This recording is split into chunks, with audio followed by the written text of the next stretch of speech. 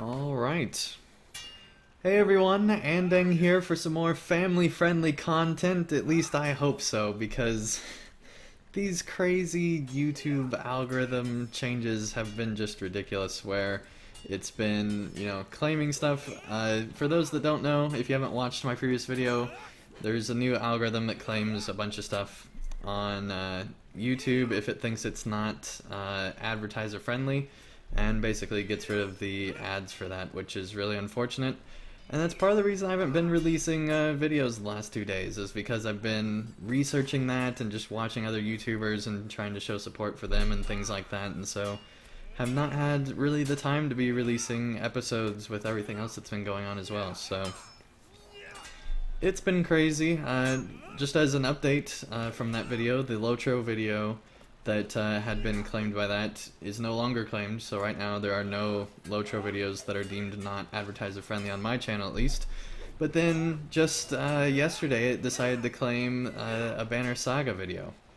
So I don't know what's going on, but still have 8 videos that are claimed now. They're just, one's different. I don't know what's going on. The Fencing Turtle, thank you so much for being here. The Fencing Turtle says about 77 medallions per side quest on the Hammer of the Underworld epic battle. Yeah, it's pretty good for that. We were talking about how to get Anfalas scrolls the fastest, which way would be the best. And right now I think the people in front of me are the fastest way here in Minas Tirith. Going through these quests, you can get all sorts of tokens and things. You can get actually... I hope you are prepared. Let me actually turn them down a bit. We can only hope that the Rohirrim will arrive before it's too late. You can actually get 6 to 7 Anfalas scrolls by doing these. Is this your first every time single in time, Minas Tirith? which is nice. Shame you couldn't see it in better days. Okay. So, anyway, hopefully this video will not be claimed by that incorrectly by the YouTube algorithm. How may I help you, friend? I'm hoping so. Alright. Fafada, welcome to the chat. Nice to have you here. And is Kindred Rep needed for Minas Tirith dailies? Maybe. I don't know what the requirements are. I recommend looking on LOTRO Wiki and seeing what the requirements are. And if you want to join me in game, I am on Landerville server. Just send tell to Andang, A-N-D-A-N-G, and we'll get you added in here. And also, you can join on Discord. I have a Discord server. There is a link in the description down below under, I believe, social media or something like that. There's a link to my Discord server, and you can just join in on the LOTRO channel, and you can be on the stream. Because this is just a low-key stream, so figured might as well open it up to everybody. Eric, welcome to the chat. Nice to have you here. Alright. Is this your first time in Minas Tirith? It is not my first time in Minas Tirith. Shame you couldn't see it in better days. Not even like my 10th time. Is this your first time in Minas Tirith? A lot. Shame you couldn't see it in better days. We can only hope that the Rohirrim will arrive before it's too late. We can only hope that the Rohirrim will arrive before it's too late. Oh my goodness. We can only hope that the Rohirrim will arrive. How many? Before There needs it's to too be late. a limit in the LOTRO coding where if the guy just said, if an NPC just said a line of dialogue, it doesn't need to say the same line of dialogue again. I hope you are prepared. There needs to be a limit, When the time comes to fight, how often they can say it. I think we can only hope that the Rohirrim will arrive before it's too late. When the time comes to fight, we'll be ready. But yeah, time to see just how much more powerful we are with all this Mordor gear. Oh, that is beautiful. That is beautiful. I know we're over-leveled, but it's nice to see just how much stronger we really are here. Wrong button. There we go. Turns out B is next to Endater. Is that in the floating names? Yeah, and his floating names. Right next to that there. Okay. I don't know why. Sometimes, when I'm streaming or doing Let's Plays or anything like that, simple things that you would know regardless off stream, you just forget for some reason. It's something about being occupied by everything that's going on, I think. Did we not get that one earlier? Maybe it was a different one. M. Sutton, welcome to the chat. Nice to have you here. Alright.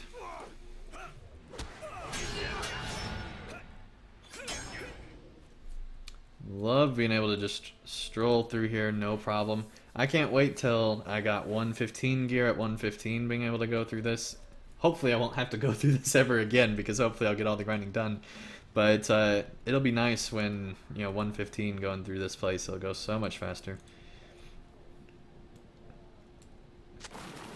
Destroying all the things. Okay, I think now that he's not talking anymore, we can turn up the audio a little bit here.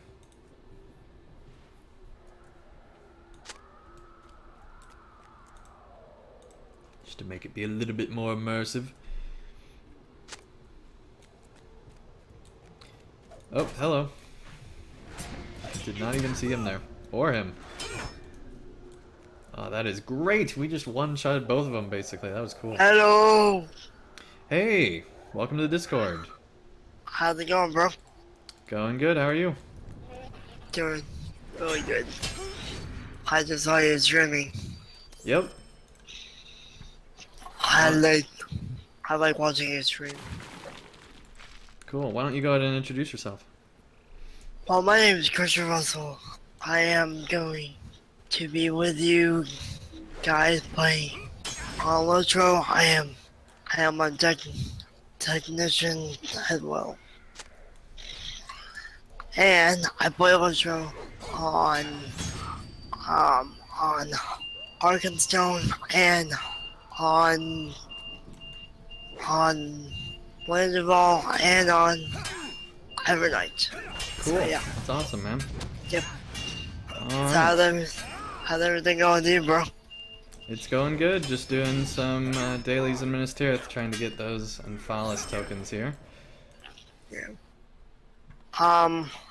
Soon in the next couple of days or weeks or something, do you want to check out a video of mine that I can link up to you? Link to. Yeah, I've watched a couple of your videos, man. They're pretty cool. Yeah, thank you. Have you watched my latest video, bro? No, I haven't. I've been pretty busy lately. Trying to figure out all this crazy YouTube stuff that's been going on. What's the matter with that? What happened to that? Basically they're just saying stuff's not advertiser friendly when it is, and it meets their guidelines, and they're just auto turning off ads, and it's really annoying. Oh, I'm not getting that part. Oh, mine. But oh well. Yeah, it seems to be gradually rolling out to all the different channels on YouTube, so some people have it already and others don't, and some people just aren't getting hit by it at all. It's very random, it seems. Gotcha. And got a lot of new people in the chat here. Universe Cookie, welcome to the chat. Nice to have you here. The Fencing Turtle, well, you're still here. Nice to see you. And Caleb, welcome to the chat. Nice to have you here. And welcome to chat, everybody. I was gonna ask you, not this week, not next month, but the next month, you're gonna be able to platoon or fellow or anything like that the next couple of months. Yeah, it's still the same answer, man. After Mordor, whenever that is. I know that, but I'm just saying that if I haven't leveled up my character yet, so oops. I should really do that sometime. I have time to do that. Oh well. Yeah, if you get a character leveled up, then we can join up in game every time I stream, basically. So. There you go. What's the level requirement for in-game on stream? Well, it's continually going up. Basically, you have to be within, you can be however much over my character, however much you want, but for a general rule for my streams is to be at least within 5 levels of my character so that you're actually helping out. Because, if you're more than 5 levels under, you can't actually do damage against the enemies, so that's the main requirement. And I wish LOTRO was set up like ESO, where levels didn't really matter. They changed how that was set up recently. Yeah, I should really get my grandfather and I get our butts going on that way I can try and do this thing together with you. And in fact, I'll be right back. Alright. Yeah, I can just mute my mic. Yeah, make sure to mute if you go AFK. Alright. And yeah, we're just making our way through. Enjoying things here. I did actually, earlier today, finish recording some Adun videos, so I should have the entire first zone of Adun finished up in the very near future. I mean, I finished recording it, but sometime this week I should get all those episodes out. So, you know, by the end of the week, the Adun part of my Mordor series should be done, which is exciting. And I have to say, I have very mixed thoughts on it. It was not at all what I was expecting. I was surprised by a lot of different things, and I think it was a good surprise overall. Some of the plot lines felt a little bit weird, but in general it seems pretty good. Yeah, sorry, I really need to start doing a low-level stream again maybe sometime. I don't know. See, I power leveled my Beorning using the Gift of the Valar, you know, I can't even remember what it's called, the highest Gift of the Valar that came with the Mordor expansion, and so I basically don't have a low-level character right now, which is kind of an issue. But you know, right now the priority is Mordor, making it through all that content.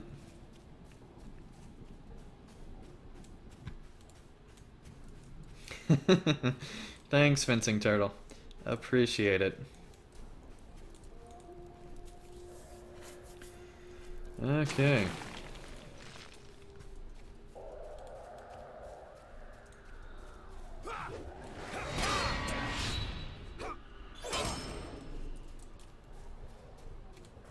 The area of the Valar, or the Arya, or however people want to say it. Yes, thank you, chat. I can always rely on you guys for stuff like that. Yep. Cool. Right, looks like we're gonna get both these guys no problem here today. It's always nice when you can get both of them just knocked out. Okay, we just got 2 more now. We just have to get those last 2 crates. Universal Cookie says, "How dare you use the boosty boost?" Yeah, I know. But I figured it'd be interesting, you know, just to see how that worked, because I've never used one of the Gifts of the Valar before. Any of them. And so I decided it'd be interesting just to see how it works, see what's in it, and I'm glad I did. I like having 4 classes now at level 105 or higher. That's just a nice feeling to have.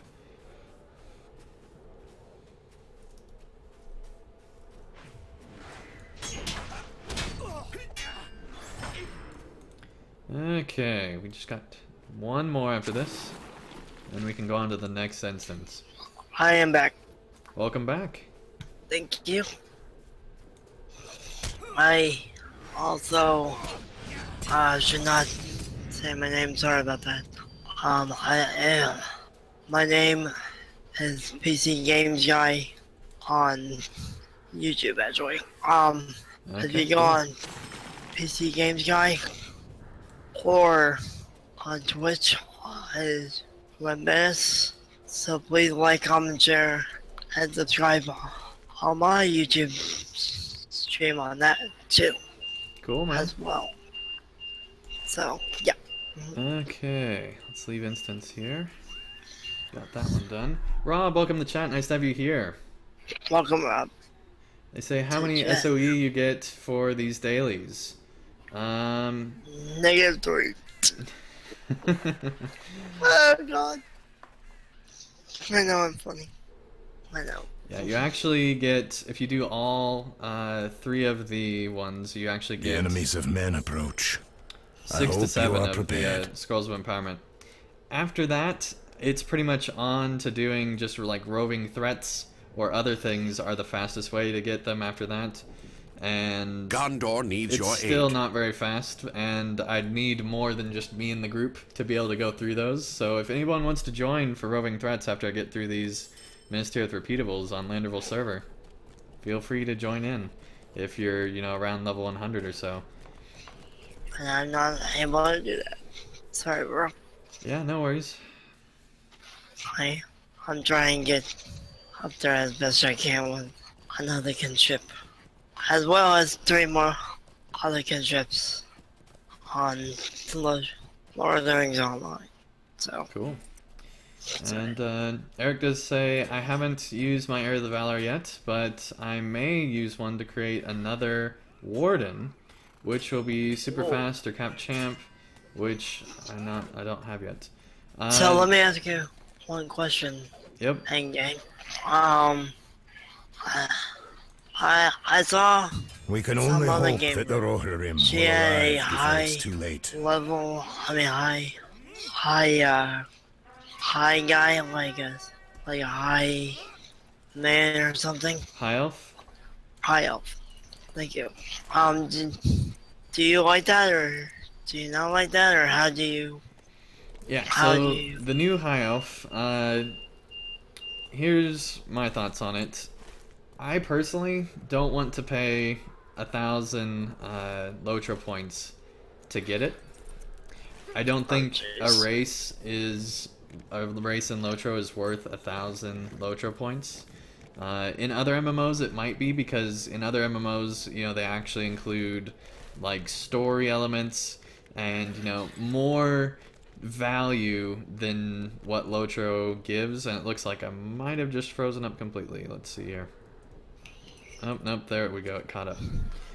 So basically I personally don't see the value for me, but I think other people, if you really want to play a high elf or something like that, if that's the race you really want in LOTRO, go for it.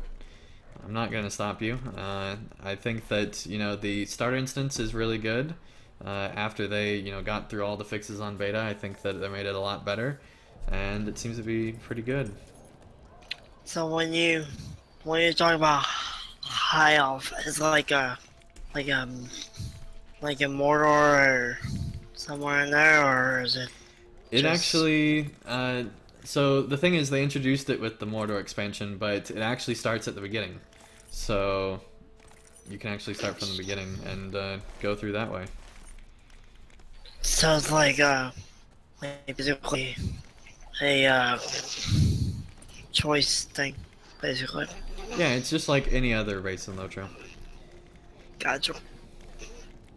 Alright, Lydia, welcome to the chat. Nice to have you here. They say, who's the extra person? That is PC Games Guy, and he's just on the Discord server with me. I have a Discord server now, and anybody can join in for these casual type streams. You guys, my name is LOTRO Games Guy. I'm PC Games Guy, excuse me. And I am one of his friends. I consider me as one of his friends. So, yeah. We can only hope if you check out my YouTube page, too late. We can only hope that the Rohirrim will arrive before it's too late. Or on Twitch, Red Menace. This is the first time in Minas Tirith. Then I'll be streaming on there. Shame you couldn't see it in better days. We can only hope that the Rohirrim will arrive before it's too late. Lydia, this is your first time in Minas Tirith. Do they normally stream with me? Couldn't see it in better days. This is the first time actually. We can only hope that the Rohirrim will arrive before it's too late. I'm just on Discord right now. Lydia. I just want to pop in and say, yo, what's up, We can only hope that the Rohirrim will arrive before it's too late. So. We can only hope that the Rohirrim will arrive before it's too late. And is this your first I'm also time a technician as well. So if you guys have any technician questions, just ask me or somebody else. Okay, let's turn down that real quick. Okay. Weapon? It is so much fun to be able to just one-shot guys. That is great. Yep. In fact, my hunter on Arkenstone, I love one-shotting him. All at once, like, dead. Okay,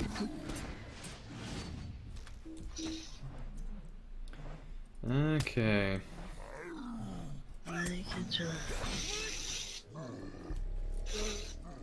And yeah, link is in the description for the Discord server if anybody wants to join.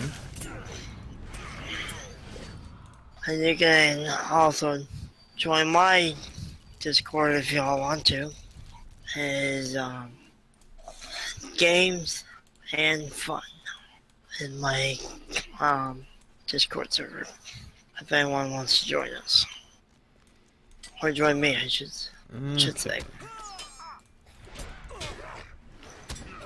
Sorry about that, Joe. That's fine. Alright.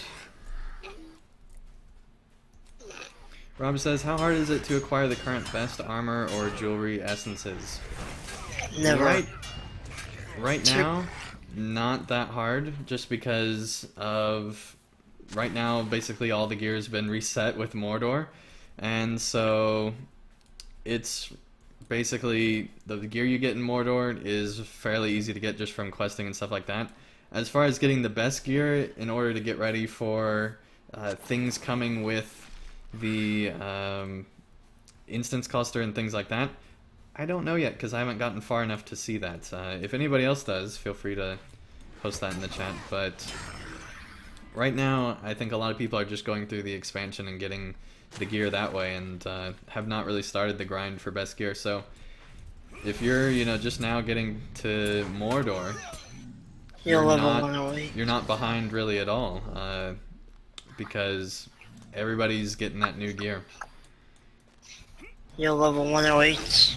Yep. Joe? Nice. That's pretty cool.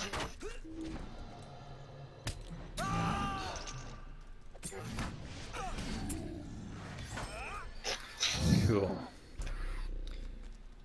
Okay. There's the other boss. Awesome. What is wrong with his... He looks like his armor didn't load in all the way. That is hilarious. Okay, buddy. That's funny. I've never had that issue here inside Mordor. Cool. Or inside this instance in Gondor. Okay. If you want to, Erica, you can. I just saw your post just now. Sorry.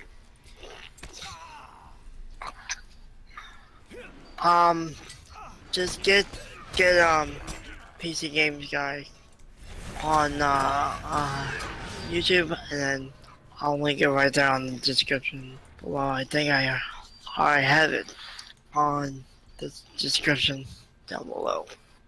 Let me check.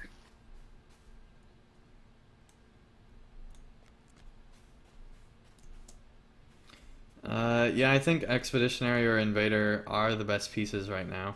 I don't remember for sure.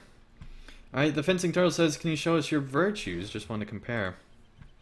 Yep, I'll get that right now. All rank 20 stuff. Freak.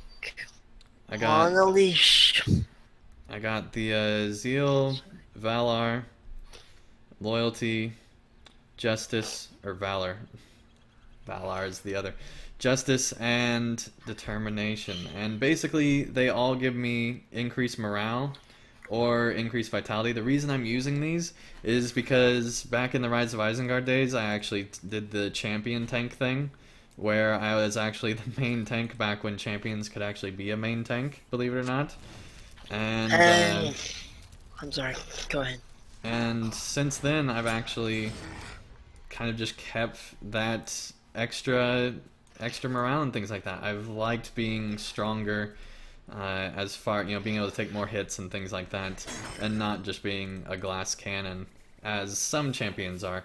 Although now that I'm getting so many heals from doing damage, it probably doesn't make a difference, but, you know, that's just kind of where I'm at, and I'm too lazy to grind different ones to get other things leveled up.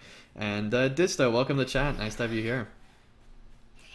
And Erica, I do have my Discord stream server on my YouTube site if you want to join my Discord thing as Yep. well. I did not know that I did that or not, so I just checked that out for you, Erica, and I do have it, so yeah. Cool. And I think that is enough plugging to the end of the stream. Not trying to be mean, but I think we're good with that now. Sorry. No, that's fine. Okay. I'm just trying to help Erica out. Yep, I'm just trying and to that's awesome. Great job. How about your chats? If there's any way possible I can help you, just let me know,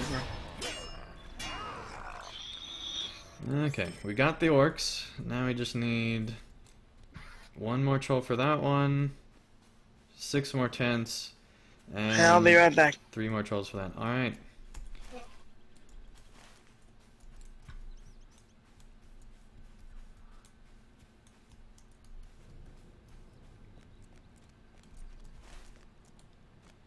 Okay, where is that last tent? I guess it's up here. You're gonna find this tent.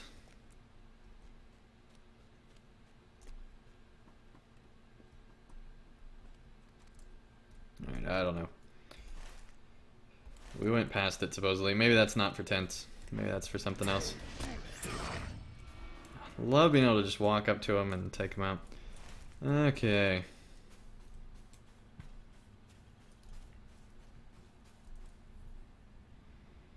And yeah, I'm still working on all my class trait points. I have 84 right now, which is not the best for 108 because, you know, you could still get more from epic battles and things like that. I really don't want to do that many epic battles just to get the rest of it, but I will be hopefully getting, you know, the final point there for Barbed Wall, or I might go for healing stuff. I haven't decided. Somewhere around here. This one. Get extra healing from that. Or maybe just something else entirely. I haven't decided yet, really. At some point I do want to increase the number of targets for sure. And yeah, Blade Wall is definitely... I should really increase blade damage as well. We'll get it all eventually. Still got at least 3 more points. I think there might even be 4 from just questing and stuff like that. And questing and leveling. I would assume, since they've given us, you know, trait points everywhere else. Okay, that's 1 more quest done there. I don't know why I headed out here. It's not the most productive. You get so much junk from doing this. Alright, there we go. Lag is laggy right now. Alright.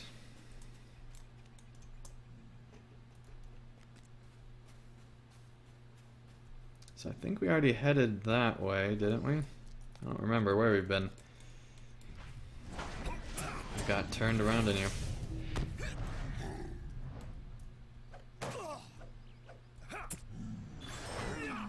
Oh, he launched us last second there. Alright.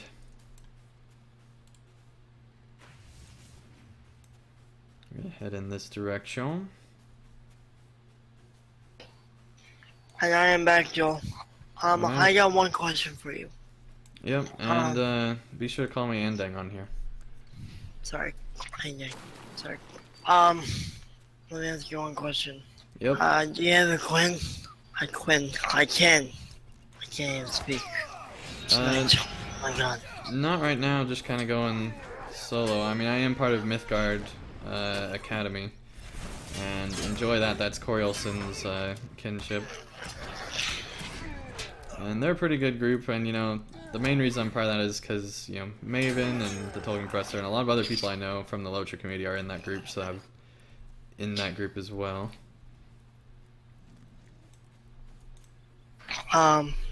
Because if I'm doing Land of All tonight, my granddad was asking me, Dear Papa was asking me, I should say,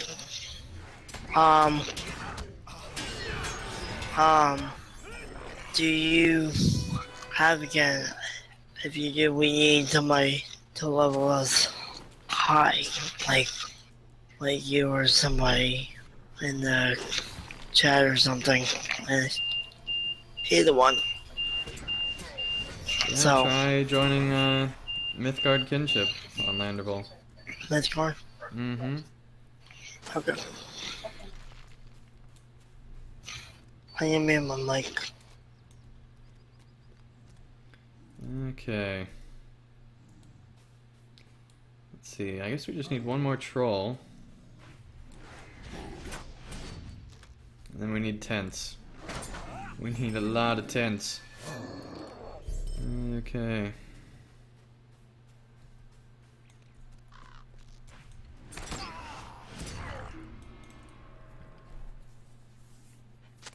Rob says, I used to play epic battles when I was having a hard time falling asleep. Cool.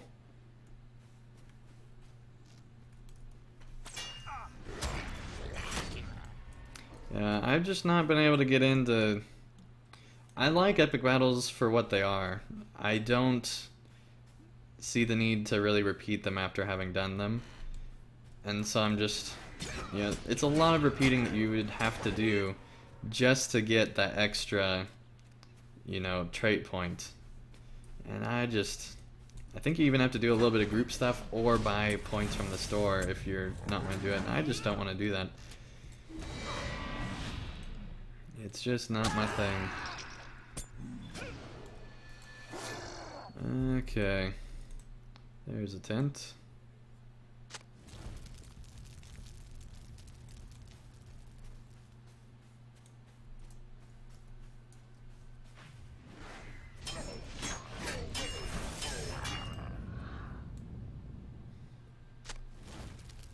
Seven out of 10.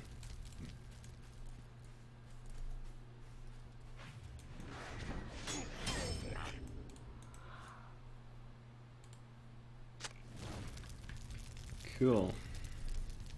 Two more. And I don't know where they are.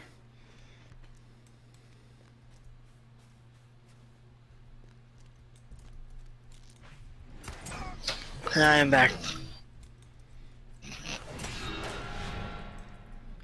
Okay, come on, go ahead. There we go.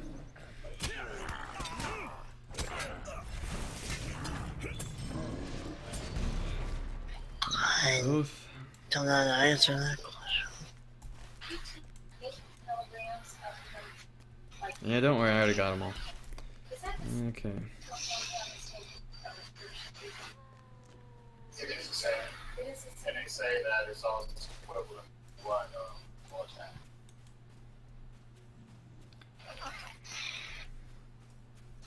My turn. Go ahead. Go ahead. Sorry. Okay.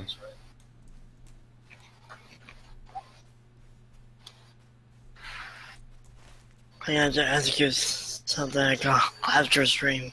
Andang. Okay. That I can invite back to this guy. What class? What's that class? Champion? Dragon Bell wants to know what class that is. Yep, I'm on champion, and welcome Dragon Ball to the chat. Nice to have you here. And I'm gonna be able to manage the stream, manage your chat and everything else at one time. Oh my god! Yes, I know. Please. Look, he's got the crazy armor again. Why? What is going on? Okay. Okay. I'm managing your chat too. I know.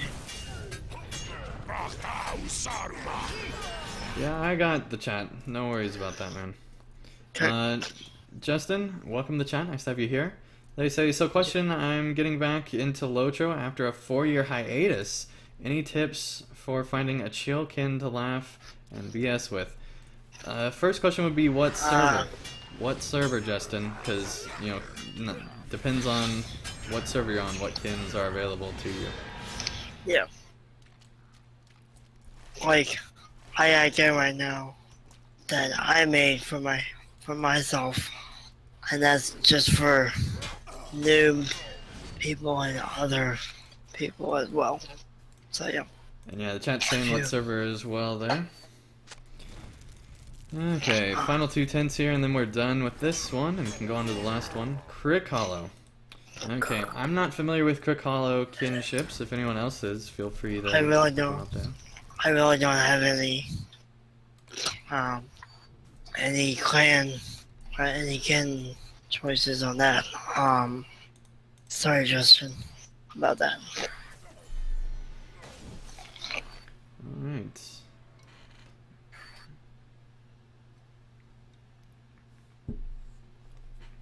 Awesome, Eric. That sounds like a cool kin. I got a Argon's Zone guy too, like I said before. So if y'all want to play, be sure. Okay. Ping me. This is your first time in Minas Tirith. I guess.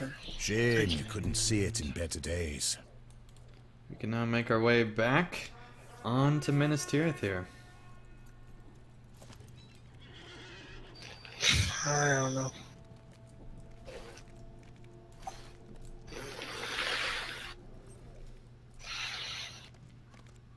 Justin said I was on Firefoot, but that server ended, so I picked whatever. Yep.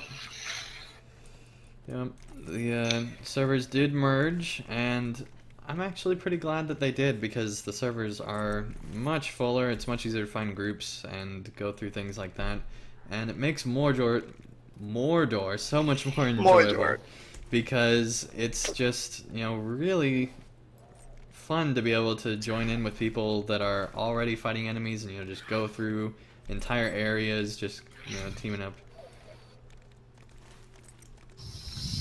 What? Seriously? No. Oh my gosh. Which server is that fencing?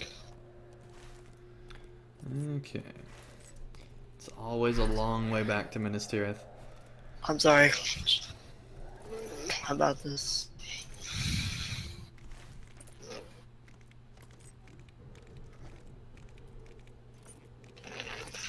Justin says, I'm really enjoying the community. Yeah, it's awesome. I love the LOTRO community.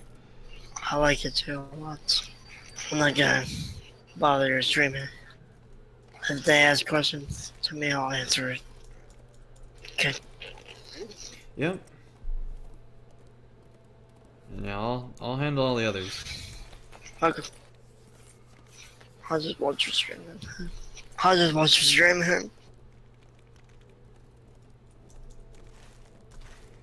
Okay.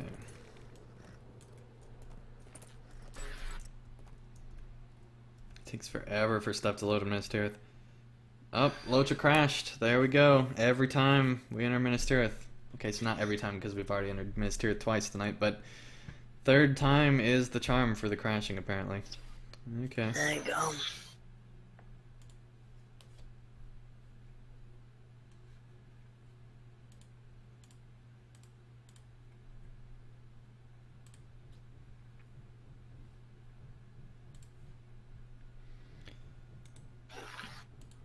Let me see. Alright.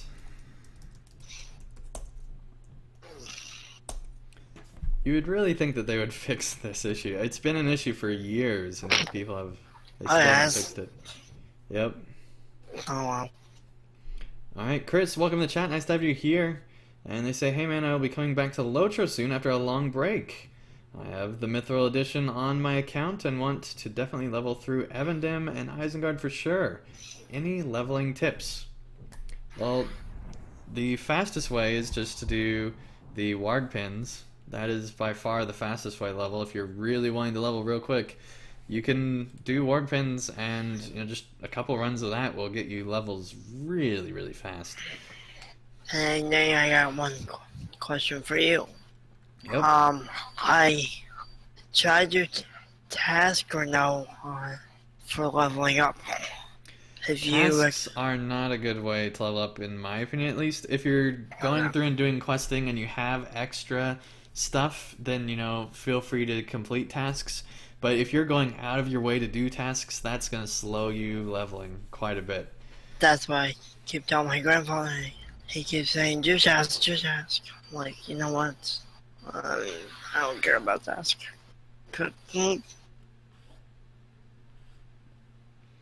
Yep, they slow things down quite a bit.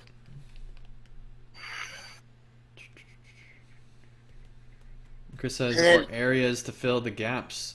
So, yeah, there's several different areas to go through. Let's see, you said that you want to definitely level through Evendim and Isengard for sure. I would also add Angmar. You might want to try Moria. It's more expensive than other quest packs, so maybe not. But I would recommend, if you already have it, especially to go through there, you know, try it out. The Epic Story you can go through all the way. Doing skirmishes is a great way to level. Doing, as I said, warg pins, things like that. Lots of different ways. What you really recommend for leveling up? Leveling up. Once you're able to do warg pins, that's the fastest way, for sure. Which is a 3-man instance. Oh, nice. But you can do it solo if you're, you know, if you're high enough level and can just run through it, or you know, do. I got 9500, so that'll be able to do it, right? Gondor needs your help. aid. Let's see here. Alright, so let me go back in the chat real quick. Justin says, it's not like the Baron's chat that I used to troll on, but sometimes world chat can be fun. World chat can be fun, but man, it's got a lot of stuff that's not LOTRO related on it, and I turn it off because there's so much not LOTRO related stuff on it that it's not. Yeah, I tried doing the world chat on Arkansas. So my God, they're so bad to me when they did it. When I asked them a question, they're so mean to me. Did not ask them ever. Okay, looks like it's Sage's tier. There we go. Okay. And yeah, PvP community is really friendly. Absolutely. PvE, PvP, all of it. If you're on, what I've noticed is that the creep side of PvP is, at least in my experience, is much more friendly than the Freep side. Whenever I'm on Freep side, it seems like people don't want to group up or anything like that. But on Creep side, everybody's all on the same team. They're working together. I've had really good experiences with that. No problem, Chris. I recommend Hunter, basically. That's what I recommend. For going through leveling, if you're trying to get through as fast as you can, Hunter is definitely the way to go. Yes. In my opinion, at least. Yes. Alright, Justin says, so in the internal code is unfixable? Or is there a way to alter the code to utilize your hardware? Really want to run the Rohan on ultra settings. So basically, if you're talking about lag, which I think you are, lag is pretty much just happens. They have not done good at optimizing it. Whether you're on the highest settings or the lowest settings, you're probably still going to have the same amount of lag unless it's because of your computer. But in general, with a 10-year-old game, usually it's not your computer, and usually it is actually the lag. Although in PvP, it might actually be your computer just because of the number of players that are on screen at once. Okay, good. I believe Moria came with the Mithril Edition, if I'm not mistaken. Cool, yep, I think that's true. Actually, I don't remember. You might be right. I don't remember. That might be true. And yeah, playing with a higher level friend going through warg pins can really help out quite a bit. Oh yeah. They can kill your stuff right now. And yeah, you can also get quite a bit of gold from power leveling as well. Okay. Nice. Thanks guys, really appreciate it. Alright.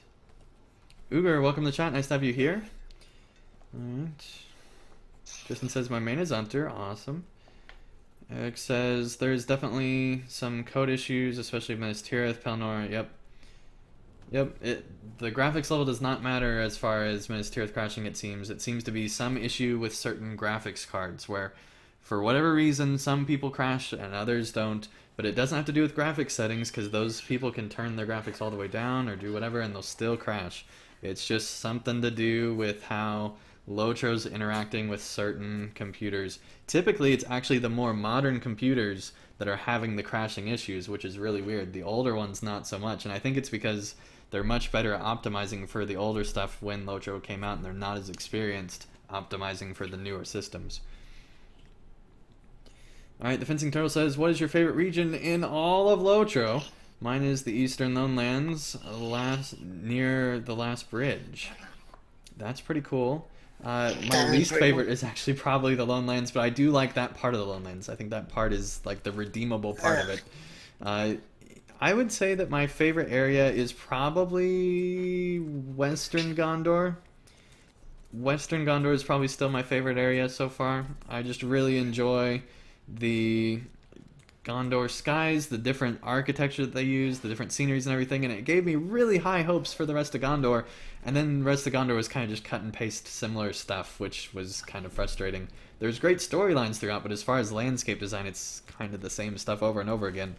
But Western Gondor, when you experience it for the first time especially, it's really refreshing, and I just love going through there.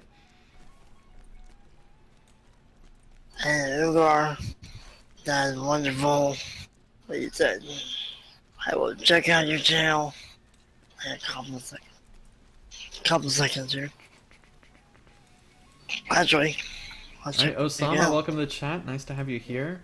They say, hey, can we take a look at your graphics settings really quick? Also, what PC specs do you have? Alright, so here's my graphics settings. I run on DX11. I don't turn this on because it messes up with streaming. And also I don't PvP much anymore.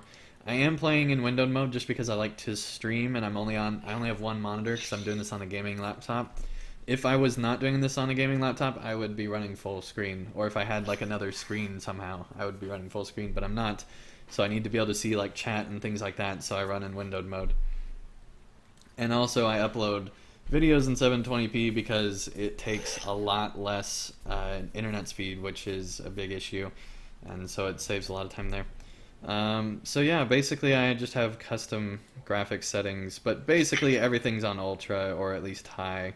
I do have some things turned down, like atmospheric details, just because that's unnecessary lag, but for the most part everything's pretty much on max settings, with just some post-processing stuff turned off because it doesn't really make that much of a difference when you're watching a stream, and so it makes more sense to turn those things off so that you get better performance than having, you know, the top-end graphics, in my opinion at least. So yeah, that's my graphics settings, and I'm actually playing this on a 5-year-old gaming laptop, just an Asus gaming laptop. Okay. Then I don't know what to tell you about that one. Ugar.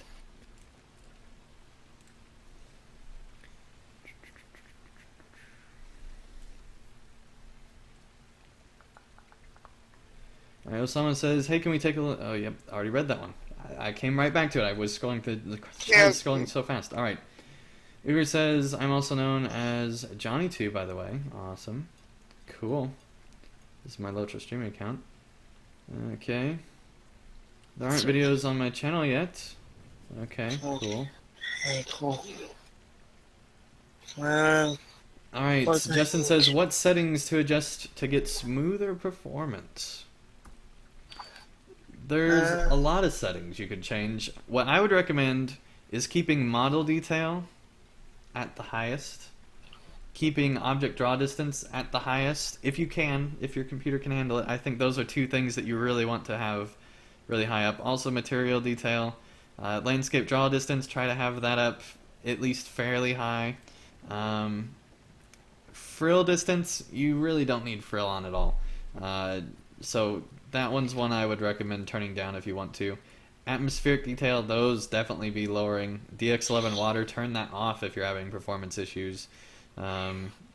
Textures are something that, again, you want to keep at highest, or at least as high as you can, because that's like the main visuals of the game without having a lot of the post-processing stuff that takes up a lot of graphic stuff. So textures in any game is usually the thing that you want to have turned up the highest first before you worry about any of the other settings. Turn your textures up, and because that'll get you the best looking experience for the least amount of graphics usage, basically. Then like all the lighting and shadows and post-processing, all that stuff is really expensive for not that much of graphic improvement. So turning all that stuff off will really help performance. And the tooltips even say, like, if you look, it'll say like greatly improves performance. Whenever it says greatly improves performance if you turn it off, that's one that you probably want to turn off if you're having performance issues. Okay. Let's see, got more chat here. With regards PC Games Guy.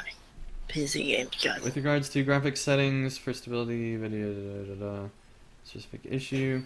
Anonymous is my favorite city from all of Lord of the Rings lore. Former capital of the North, and yeah, it's awesome. They did a great job with it too, I think. Any ruins in general in LOTRO, I think they did a great job. Alright. And yeah, that is PC Games Guy, Justin. And Rowo, welcome to the chat. Nice to have you here. And they say, what's the best class for noobs? Thank you. Can I answer this one, please? Yeah. Okay. The best one for noobs are hunters. Every minute feels like if hours. you are looking we can only prepare hunters, so much. Mordor will regret challenging the walls of Minas Tirith. Or hunters or challenging the walls of Minas Tirith. minstrels too. So yeah. What do you think? My advice would be any DPS challenging the walls of Minas Tirith. Any high damage class would be my advice. If you have issues with dying, don't pick the hunter. You're gonna die a lot on the hunter probably if you have issues with dying. If you don't kill the enemy before they get to you, because your actual armor is light armor. If you're wanting survivability, if you're wanting to, be able to last a long time while still being, while still having good damage and things like that, I would recommend the champion. I think that is the most survivable new player friendly class, if you're looking for that. But if you're looking for being able to damage things down quickly and not have to worry about things too much, hunter is a good choice as long as you're doing enough damage to kill your enemies. Minstrel is another good choice, I'd say, for new players as well. If you just go down the DPS line, it's pretty straightforward, and they do a lot of damage really easily. And you basically just sing songs at your enemies, which is fun. And just to let you know, Andang, there is a pop-out chat, that way you can see it on the I got that, buddy, yep. Oh, no problem. Just want to help you out. I just wanted to help you out. Yeah, thanks. And yeah, you can pop out the chat for easeability. And GRM Adrian, welcome to chat. And man, get in the Discord, buddy. Come on in the Discord and join us here. I know you're in my Discord. Come on, GRM Adrian. Don't stay away. If you're busy, man, feel free to not join in. But I would like it if you join in, if you have. That way I can hear you. I meet you. There you go. Okay. How the champion overall ending? They say how this is the captain actually, and that's Chris saying that. And captain, sorry. I'd say I'm playing a champion, just to clarify things. So if you're asking about the champion, feel free to ask that. The captain, in my opinion, because I had a captain before the revamps, the class revamps, I got kind of spoiled. And I really like the captains from before and don't really like how they revamped them. And so I actually have not been able to get into my captain, and I think I even deleted my captain just because I miss the...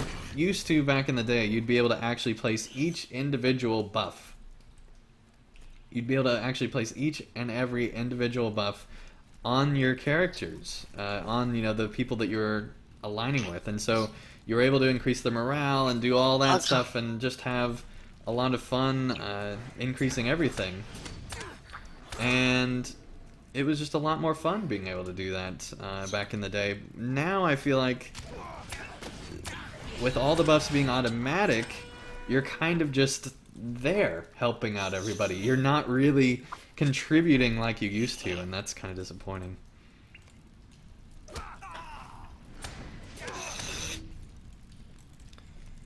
Alright. After Rohan, he says Justin. I don't know what that means, but okay.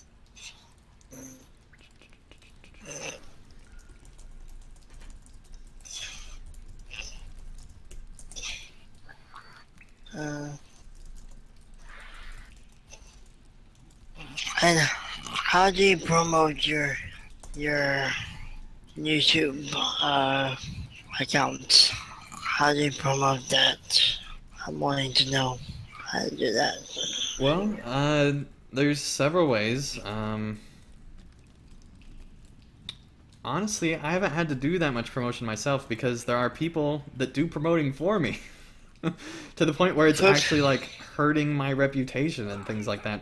There's people on Reddit that are like sharing videos all the time, and it's actually hurting me because people are coming to my channel and they're saying, you know, Andang, why are you sharing your own stuff on Reddit? Stop sharing your stuff on Reddit.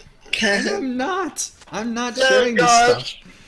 And so it's like really frustrating that people think that I'm, you know, basically breaking Reddit rules when I'm not. I don't share stuff on Reddit. Also, there's somebody that shares stuff on like LOTRO Facebook groups for me, which is fantastic. Sign me up with that. Sign me up with all that stuff. It's just fans that started doing it, so it's been cool. I haven't had to promote anything really. So it's been easy. The main thing that I would say is one thing that I do occasionally when I make news videos of like the most recent update or something like that. When I'm doing my news videos, I will actually reach out to a couple of MMO news sites. So for example, like Massively and things like that. And I've actually gotten featured, I think, every single LOTRO update for Massively. Most of the time I don't even have to contact them anymore because they've found my channel and will just share it anyway. But it's just cool that, you know, you can get your stuff shared on news sites. And honestly, if you're covering news of a game, I'd say the best way to get that stuff seen is to get it featured on a news site that's willing to share your content. Because that's the #1 way I've been able to get my stuff shared. If you can help me out with those contents, that'll be great. on my YouTube thing, that'll be great. Yep, and you know, we will do a promotion at the end of this, man. But not till then. All right. Okay. Okay.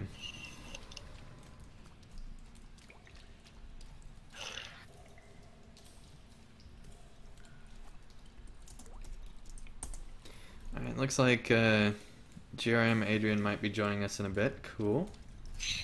And just as a question for you, Andang, I'm not gonna answer it because it's your chat, so. Yep, and I am watching the chat, man, so you don't even need to bring it up. Okay, let's see here. Justin asks, after Rohan, will there be a lot of mounted combat after Rohan? No, there won't. If you can get, if you don't like mounted combat, you don't have to do it really much, if at all, after Rohan. because the thing is, they realized mounted combat really was a Rohan-centric thing. I think it'd be very hard to do Rohan justice without having mounted combat, and so I am glad, regardless of what you know people think about it, I think it is definitely warranted that they had the mounted combat system there. I think it was needed, just from a lore perspective. Kind of similar to how Epic Battles was needed from a lore perspective. I don't really like the way that they did it, but I think it was needed to be done to, you know, do it. They could have done it in a different way and, you know, approached it differently, but I think it needed to happen. And we got the boss again. Okay. And yes, I know, chat, I'm going way out of order here. I went the wrong way when I entered in, but we'll get it all done. We'll just circle back around. Just gives me more time to talk to all of you.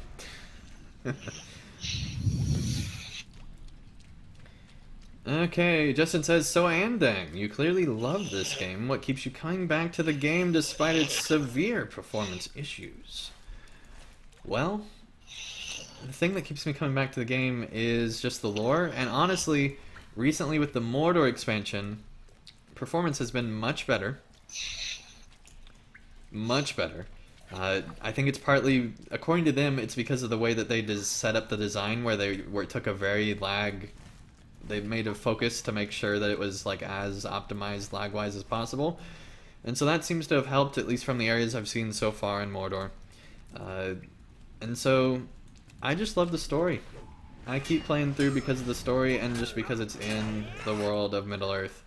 And it's the best adaptation of Middle-earth I've seen as far as how it develops the world and builds everything out. It's just, they do such a great job with it. I concur. Hey, GRM Adrian, what's up, man?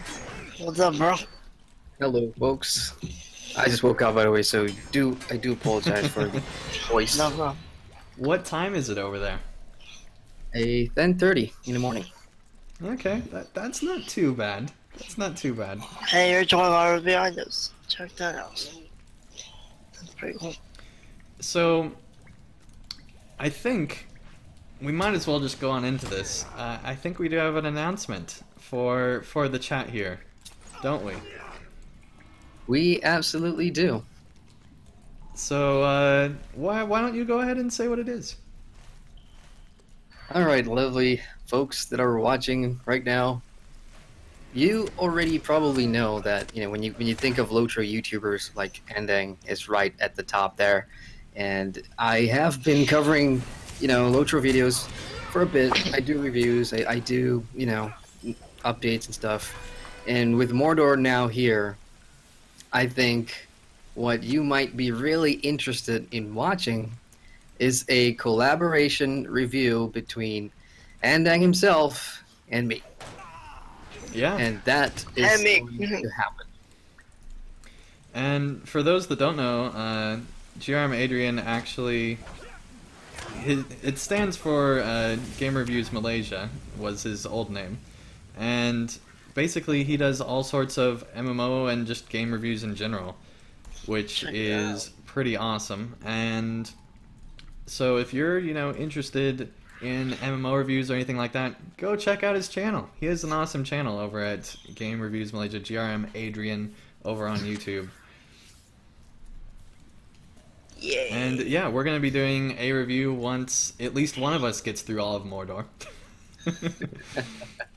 I'll probably be lagging behind, but I'll catch up. I'll probably be lagging behind because I just now finished the first area today, buddy. So... Oh. Yeah, I think I'll be far behind of where you'll be, just because, you know, I'm doing the Let's Play, I'm editing videos throughout, and it's taken a while, you know, reading all the quest text aloud, orating the quest text takes a while. Yeah, I'm no longer like live streaming as I play through, so I'm actually doing a format that you're familiar with, which is just, you know, capturing the video and then editing it afterwards. So it's all pre-recorded, so that's taking some time as well. But I guess the good news is we'll Well, I'll probably see you online in game more, so I can just drag you in a fellowship and we can move through things faster. Yeah, there you go. And I did see that you actually released like your first part of your Mordor playthrough, and it's pretty awesome, man. You're doing a good job. Thank you kindly, sir. Yeah, if you're looking for just a kind of like review Let's Play that kind of just gives more summary type stuff and just an overview of Mordor, definitely check out GRM Adrian. He's doing a great job over there. I welcome everybody. I'll give you guys free cookies and milk. Okay.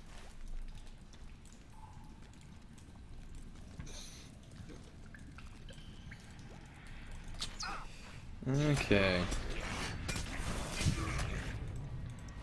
And yeah, if you want to do some roving threats in game, feel free to join me.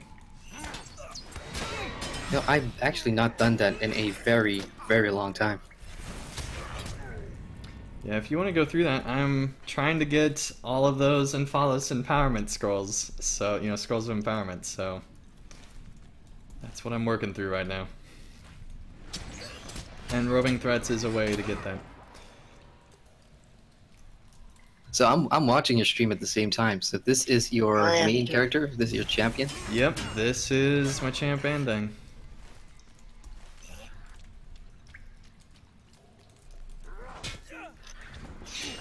Where are you? This is the Minas Tirith repeatables. Ah, gotcha. So yeah, this is in the cisterns in Minas Tirith, and I don't know if have you done any of the repeatables before? Once and never again. I don't blame you. I was confused because, you know, having played Mordor now, and I'm like watching you go through all these orcs like they're nothing, and I'm like, how is he doing it so easy? Yeah, it's a little different. Yeah, it's really nice being able to just steamroll through the orcs in Minas Tirith.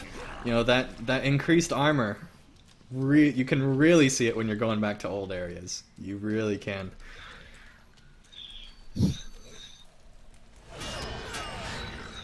I don't know if he's on, just in chat, or whatever his name is. Yep, and I'm going to be making my way through those. And, yeah, so let's see here. Sorry. Sorry about that, bro. Alright, Finching Eternal does say, what do you prefer more? Helm's Deep Epic Battles or Minas Tirith Epic Battles? I prefer Minas Tirith Epic Battles. Yes, I would say Minas Tirith is way above. They got a lot more polish on it. It's much more enjoyable. It's still Epic Battles. It's still Epic Battles. There you go. I wish they had done a better job. And, let's see here.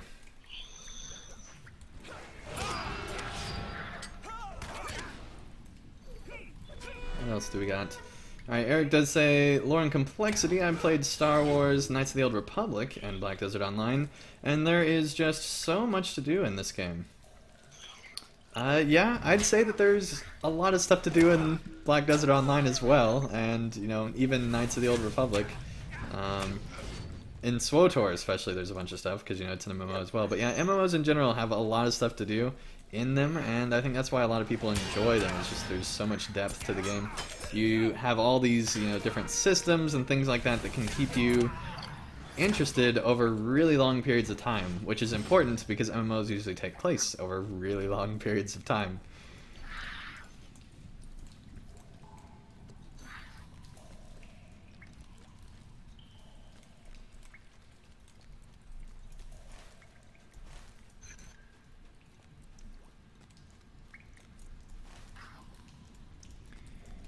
Okay, what do I still have? I still have to talk to another member of the Withered Tree. Okay, here he is. If I could just jump in and on one of the comments in the chat, the one about, you know, which you prefer, Helm's Deep Epic Battles or Minas Tirith Epic Battles. Yep. Honestly, I think the one that is the best in terms of pacing and, you know, your tolerance for doing it over and over again, mine is retaking Pelargir. That seems to be the quickest, and, you know, it's pretty well fleshed out. and I wouldn't mind running that over and over again instead of either Helm's Deep or Minas Tirith. But the Minas Tirith ones definitely are a step up from Helm's Deep for sure. But Well, I think taking Pelargir all the way. Yeah, the main thing that I think they did better with the Minas Tirith ones, and I definitely agree, Pelargir is definitely the winner out of all of them. I'd say that the main thing that they did so much better with the Minas Tirith ones is, first of all, they have a definite end, so that's a plus. Yep. Because the Helm's Deep ones didn't, which I feel is a real shame, because even if you look at the movie battle of Helm's Deep, it has several periodic ends to the combat where, you know, there'll be a stage where one side has a clear advantage, and then, you know, the elves will show up. And then there's that next stage that goes on. And so, you know, there's clear progression. Now, I'm not saying that LOTRO needed to have elves added into the epic battles, having them arrive or anything like that. But I think that the Nerdwriter does a great breakdown of how the Helm's Deep battle sequence was constructed in the films. It's a pretty short video, but he does a great breakdown on his YouTube video of how the construction of the battle sequence is one of the best constructions of battle sequences in all of cinematography. Just because it has so many shifts between what's going on, and, you know, there's so many high and low points, and that you can clearly see from different changing color palettes where people are at different times and like what is going on. It's all like grays and blues, but it's different shades of grays and blues that are real subtle, so you can see like where people are in the battle and pay attention to what is going on, so it doesn't look like it's just a bunch of random things, so you can actually get a sense of what's going on. And they just did a great job of making a night battle be clearly distinguishable over the course of like 45 minutes or however long it is. It's, you know, a really long sequence. And Francis said something about the time sequence. Yep, the fencing turtle does say, what time is it where you are? It's 9:45 where I am. It is actually 9:45 where I am as well. I'm in Central Time. It's almost 10:45 here. So yeah. Yep. And GRM Adrian, what time is it in Malaysia? There you go. 10:45 a.m. There you go. And check 10:45 p.m. over here. 10:40 p.m. over here. Okay. Let's go ahead and get out of here. Alright, finally finished that. So yeah, if you want to do roving threats, we can get together and do that, man. Anytime, sure. Yeah. I'm just gonna watch a video, and if they have any questions, I'll be here to answer. Okay. Okay. And I think I am going to go ahead and move to my... excuse me. I think I'm going to go ahead and move to my office, since we are going to be in-game with each other, so that we can, you know, be able to easily communicate that way.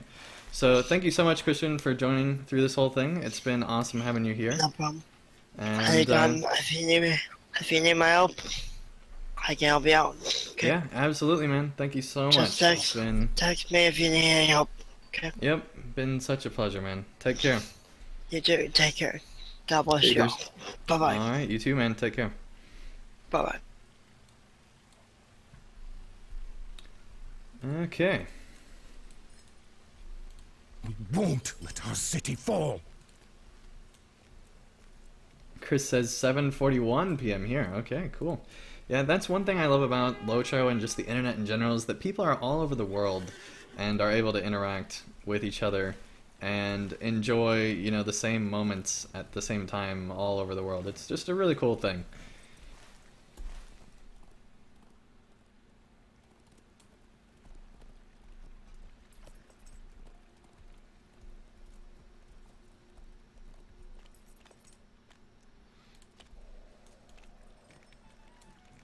Okay, let me get all my windows set here. There we go.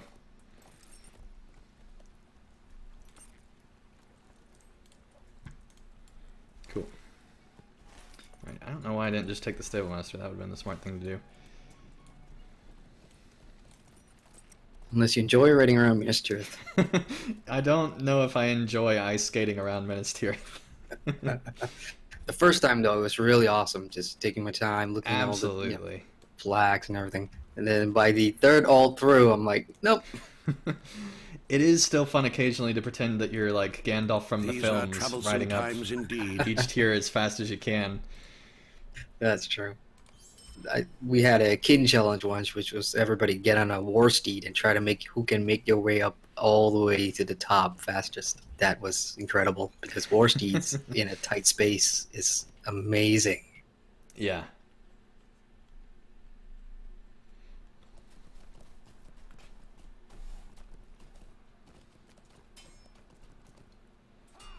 Okay. Time to see how many scrolls we got. I hope you are prepared.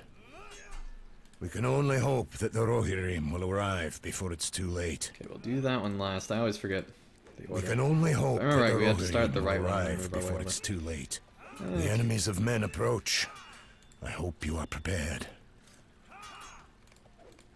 So we got 2 from them to move over. This is your first time in Minas Tirith. To get shame you couldn't see it in better days. We can only hope that the Rohirrim will arrive before it's too late. Okay, 1, 2, 3, 4, 5, 6 scrolls there. Cool.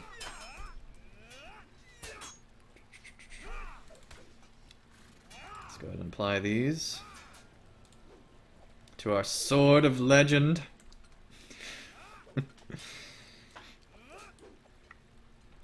Okay, go ahead and get critical damage. Let me go ahead and show my ally first before I apply these.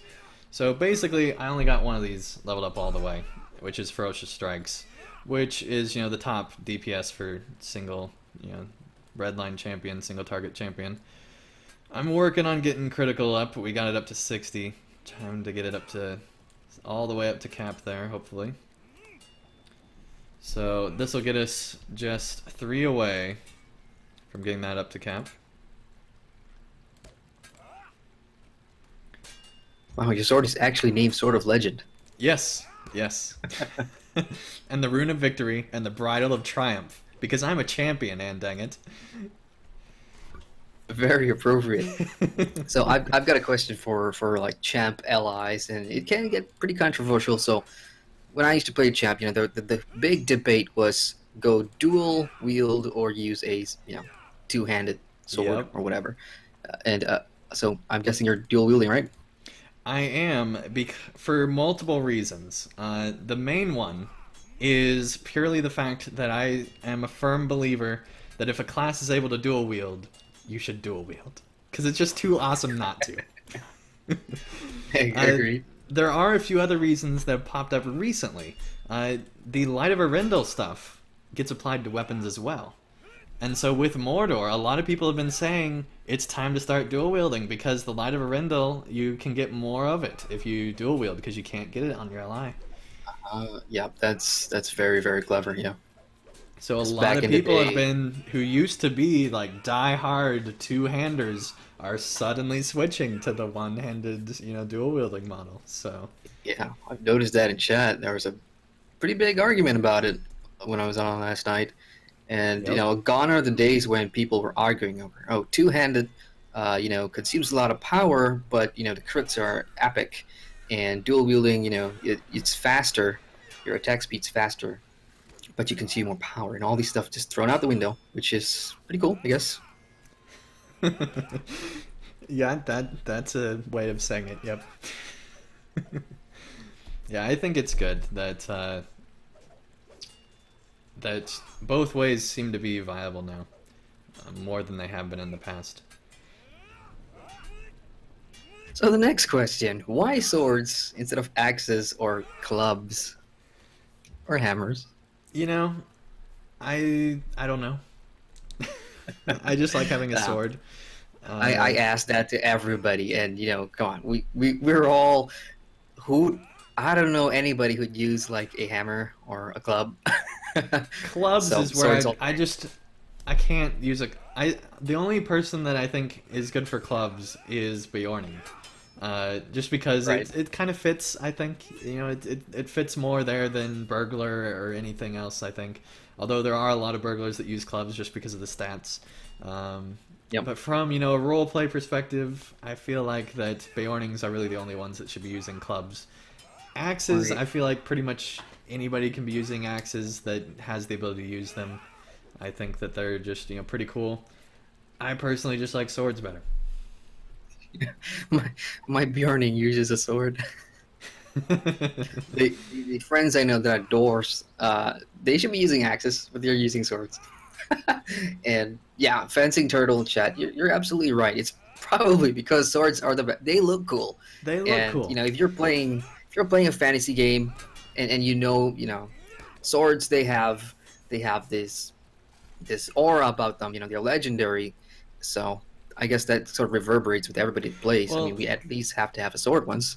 And what's crazy is I've actually seen swordsmiths talk about the mathematics of sword making and how it is perfect. Like, as far as the math that works out, it literally could not have worked out more perfectly, to the point where people think that it literally is like a divine creation because of how accurately the math works out. Like, swords are almost a freak of nature as to how they are balanced and the ratios that are required to have them be like perfectly doing, feeling the best in your hand and doing things like that. And it's just really fascinating hearing about like the fact that the way that spheres work, if you do spheres throughout the whole sword, and like different points of measurement, it actually all works out to be mathematically working out pretty much any way you calculate it. Like, swords are just such a crazy design that it just works, and I think that's part of what makes them be so mythical, is just how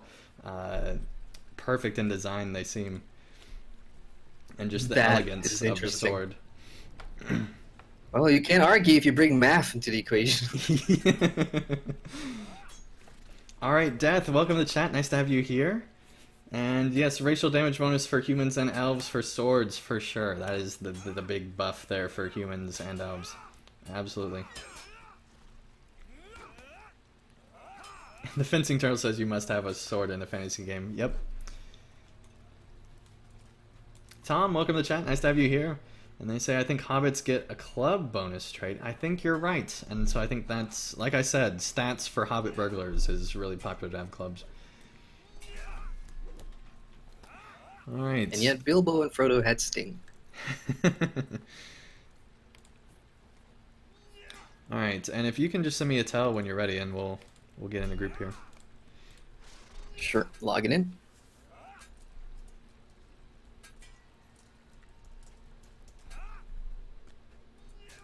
And so I suppose we didn't actually give a full announcement as to what we're actually going to be doing soon. Because we missed out a little bit of a competitive nature part of it. You're right. So we've devised a torturous way to come up with how we're going to actually pick who gets the first part of the review, because we're going to do the review in both parts, so that it's not just, on one person's channel. It can be across both of our channels. And so leading up to the review, we are going to be having these challenges where we're going to be doing different things in game, like sparring and stuff like that, to decide who more deserves and rightfully should have the review on their channel.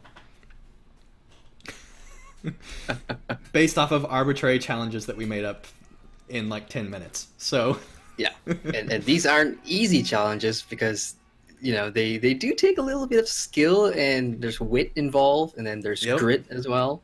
So it's going to be a best of 3. There'll be 3 different challenges that Andang and I will be, challenging each other to.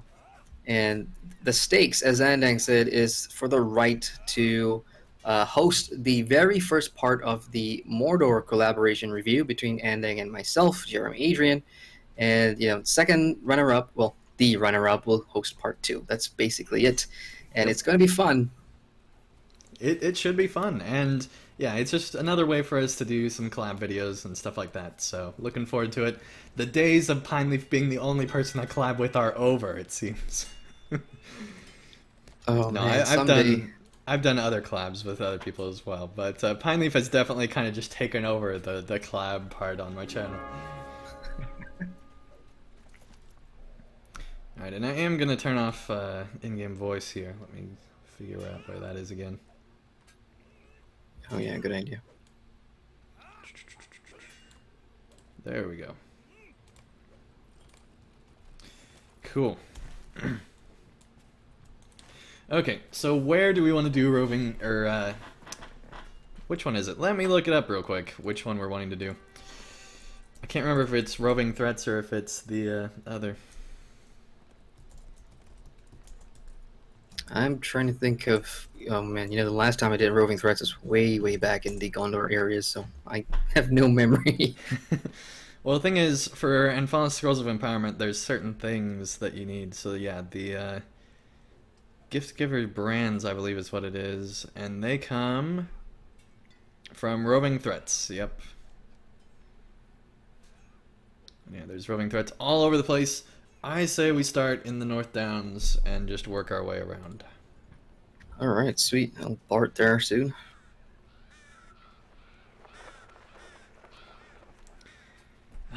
Where is the page where it tells you where they all are? That's what I'm trying to find on LOTRO Wiki. God bless LOTRO Wiki. Absolutely. Yeah, I've actually had the founder of LOTRO Wiki on LOTRO Players News once, or somebody that was like currently the head of it. I don't remember if they were actually the founder. And anyway, they were talking about how much work goes into it, and I believe them. I mean, it's like all hands on deck every time there's an update to the game, because they have to redo everything and make sure that nothing's changed, and, you know, go back through everything. Almost like, you know, the level that the developers have to go through when they're making changes to the game in the first place. So exactly.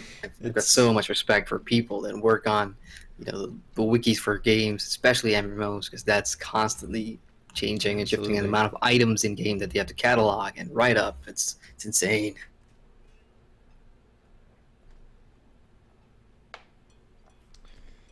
Okay. Okay, that's why I wasn't on the roving threats page. Here we go. Control F, North Downs.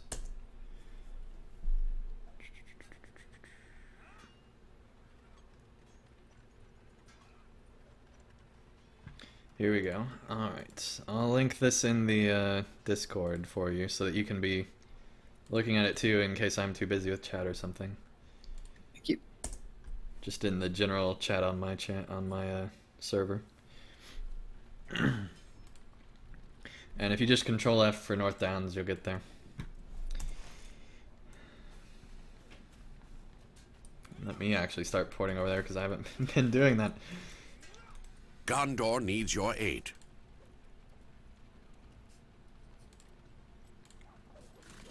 Luckily, Bree is just a swift travel away. I could. Oh, you're already on your way? Because I was going to summon. Yeah, you. If you want to summon me once I get to Bree, you can. Oh, I'm already in Estildine. Cool, yeah, just summon me when this loading screen ends, I'll let you know.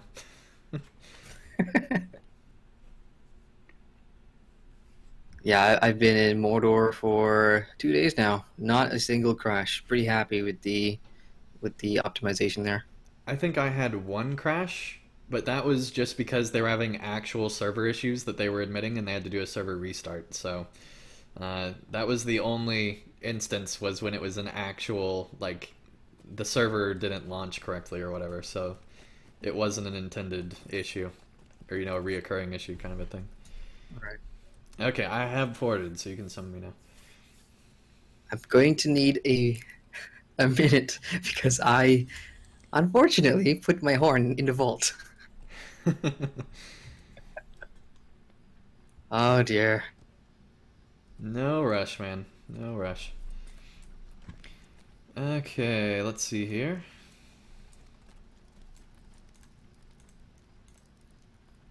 Alright, Eric says LOTRO is not fantasy, LOTRO is real life. From where you're typing, that is a fiction world, okay.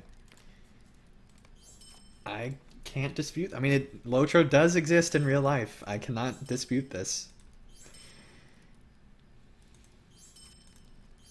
There are tangible boxes that people own that they can touch. I mean, I have a tangible hat right here with LOTRO written on it, so LOTRO is part of real life.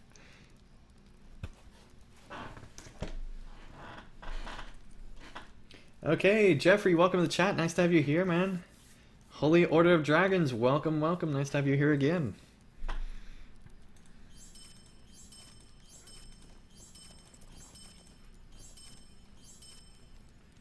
Okay, definitely don't want to sell our flame. Not that it matters, because apparently the elf is willing to sell it for, hardly any silver. You'd think something that can break down armor into ash would cost a little bit more money. But, whatever. I'm not a judge. That is a feature I really, really like. The Flame of Kalamir, I think it's called. Although apparently it only gives you level 112 armor, some people have been saying, so you can't actually get like the best armor with it. Which I think is weird, but it's possible that it could, from once the raids come and the new armor with that comes, that there will be a new like 115 set of armor that'll be able to be used for that. So you might want to save up your ashes until the raids come in. Oh boy. I mean, if I'm dying a lot more and I'm getting really desperate for new armor, but then again, that shouldn't be the case, because from a lot of the landscape quests that I've been doing, they've been giving out gear, different parts of your armor. It's only +2 light, I think it is, but it's probably enough. Yeah. All right, there we are. Oh, hey. Just blade bro you real quick.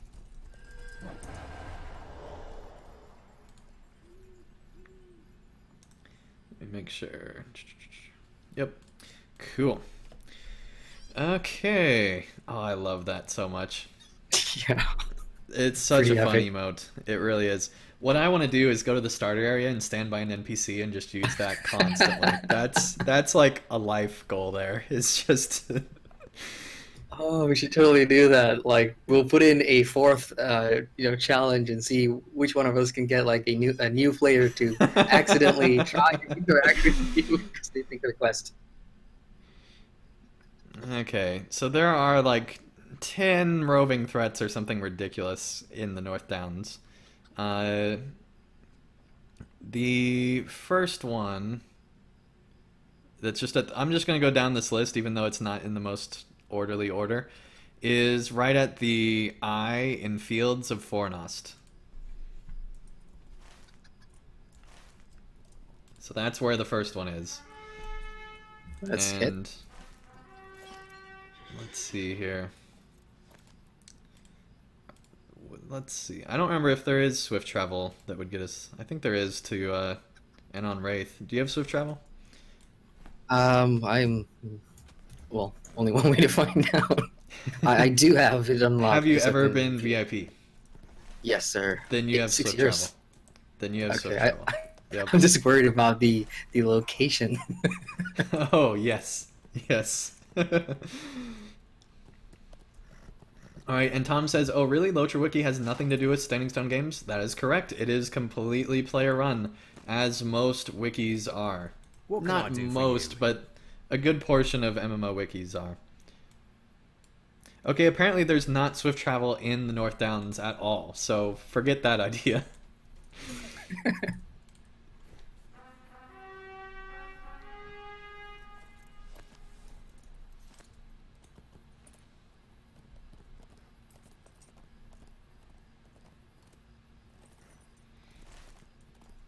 Okay.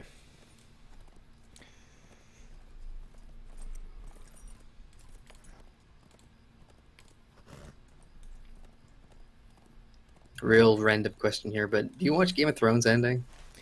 I don't, but I Okay. know a lot about it. If that makes any sense. Yeah. I know I a mean, lot of I- people that tell me about it, so I know quite a bit about Game of Thrones.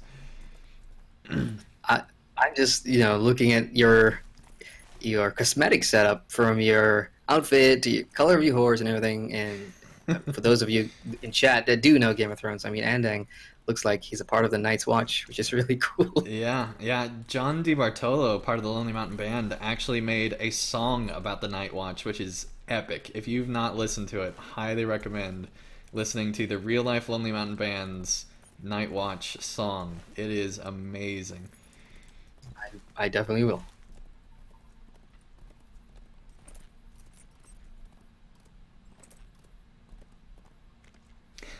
The Fencing Turtle says, how long will this last? I need to go to sleep. It's gonna last for a while. Probably another hour or two, I would guess. Depends on, how long GRM Adrian is gonna be here. I'm not gonna force him to stay or anything like that, so... Although that could be part of the challenge, like who stays the longest on the stream.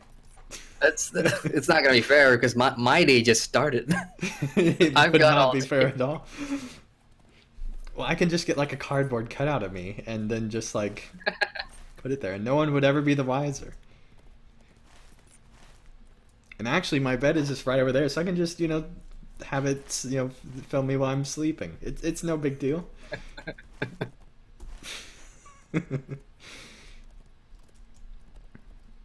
I'd have you tell that one joke, and then we'd be good. Death 42 brought up a good thing here. Now, did you guys pick up the quests? Oh crap! We have to go back. Oh boy, I'll head back. I can summon you again. That sounds good. I'll pick up whatever it is, and when so you the get here, I'll just just got a little everything. bit longer. That's.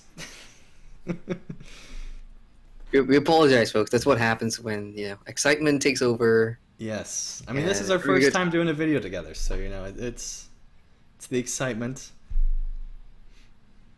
In other words, I blame Andang. Absolutely. Tiger Lily, welcome to the chat. Tiger Lily says, "Hey guys, Adrian, there you are." Hey, Tiger.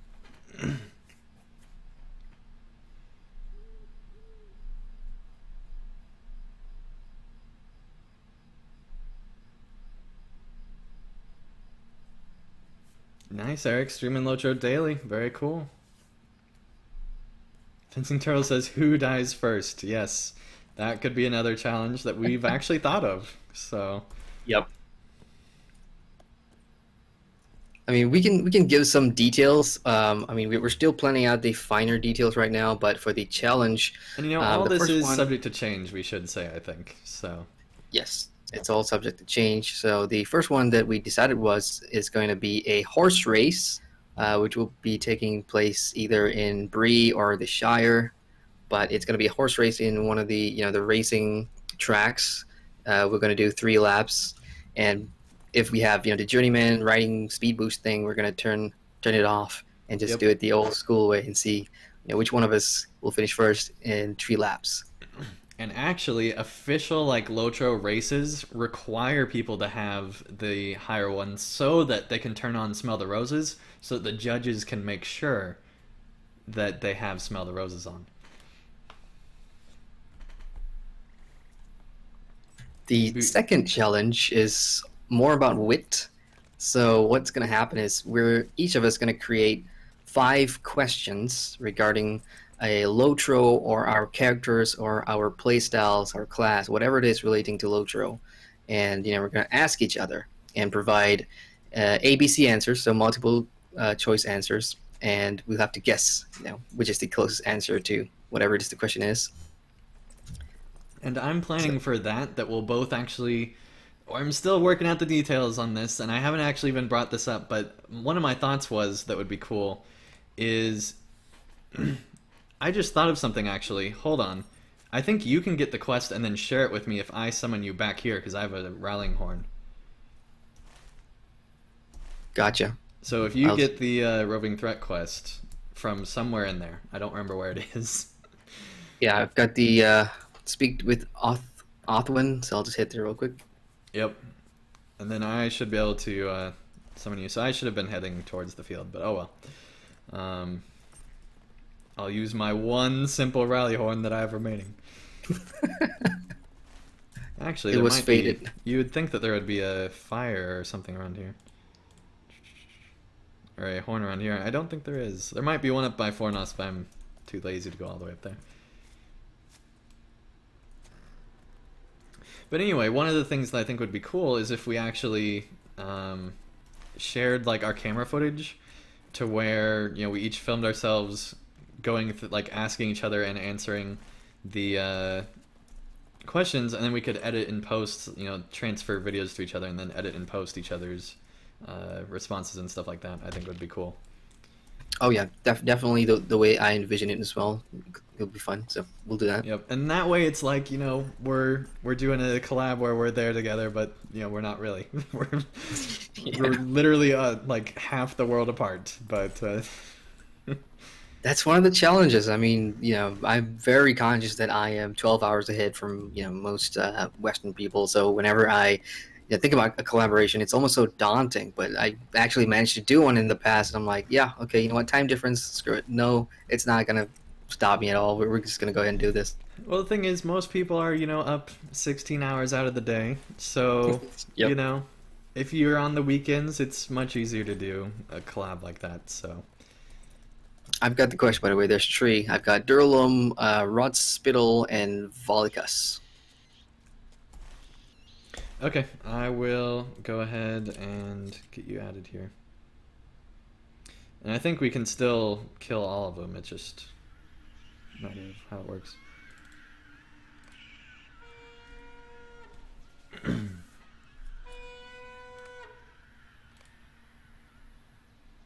Because I think each roving threat has like a drop that they can give you, if I remember right.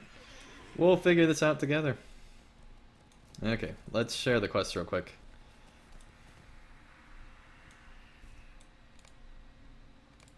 Let me know when you get it. Yep, got 2. Got 3.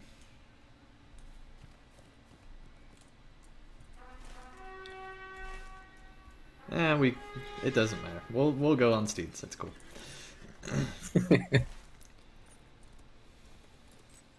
It's not that far away. The horse at the camp near where the ranger is. The horse to travel near that area. Okay, yeah, I forgot they have like the teleport horses now, but oh well. We're doing old school. Yeah. Wasting our rally horns. Mustering allies, gathering fellowships. Okay, somewhere around here should be the roving threat guy. Although I don't remember if they're like spawned all the time or how that works. Do they appear on the minimap at all? They don't, right? Nope, even if you have the quests, it doesn't do you any good.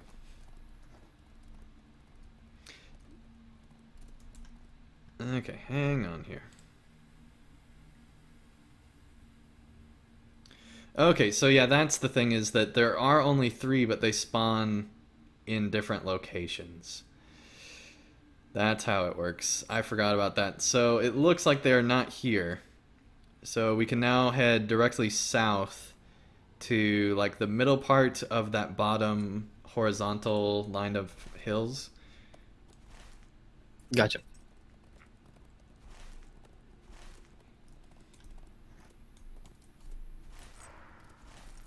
And thank goodness for LOTRO Wiki.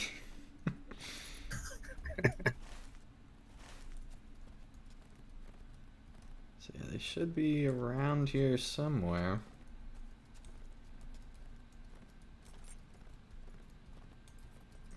And that is one thing that's nice about the later roving threats, which we might just go ahead and go to after this, is that I think that they don't actually spawn at the different locations.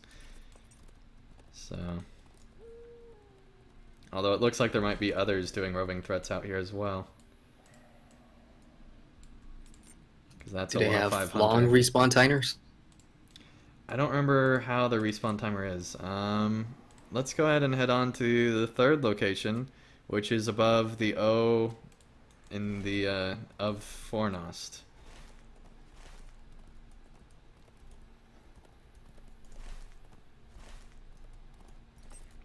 And yeah, I'm starting to remember why I don't like roving threats.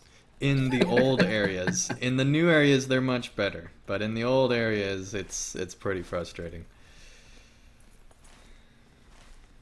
There was really never a reason for me to do them. Like, I think at the time when like Dol Amroth was new, there was a pocket item, I think, that was better than anything else that dropped. So a lot of people, or Essence slotted pocket item, I should say. So a lot of people were getting that. I just didn't feel the need to have one. But I guess those brands, those tokens are super useful now. Alright, Bloodborne, welcome to chat. Nice to have you here, man. Great to have you here. Okay, let's see here. Well, that's a big no. Let's see. The next one is like in between Fornost and Fornost, the two words, right at the like the second hill up on the right when you start heading into that skinnier area up by Fornost. So we're gonna head there and see if they're up there. I love how we're using the alphabets in the map for navigation. That's how I do it. That's the easiest way, man. The easiest way.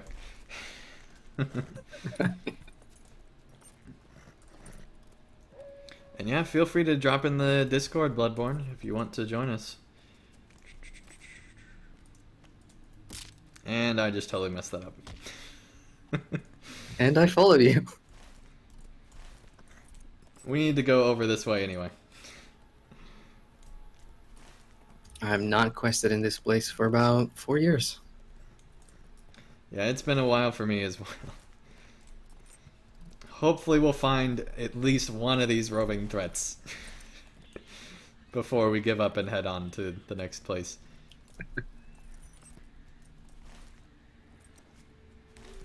Okay, so I think we can drop down here safely. There we go.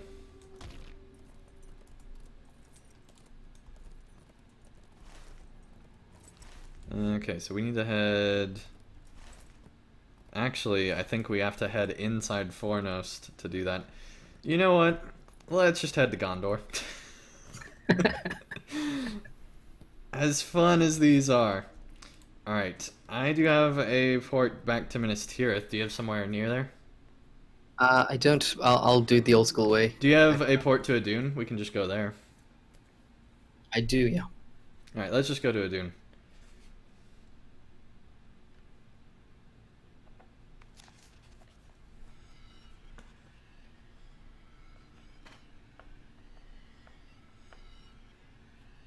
And yeah, I know there is a plugin that would help significantly for this.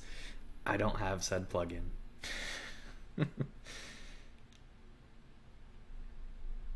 So you're doing this for the Anfalas scrolls. Do you have an exact amount of how many you need? I'm hoping to get 3 more tonight to max out my critical rating for the buff on that all the way up to 69. If I were to give you like a stack for goodwill before our challenge, would you accept? Do you have your allies maxed out?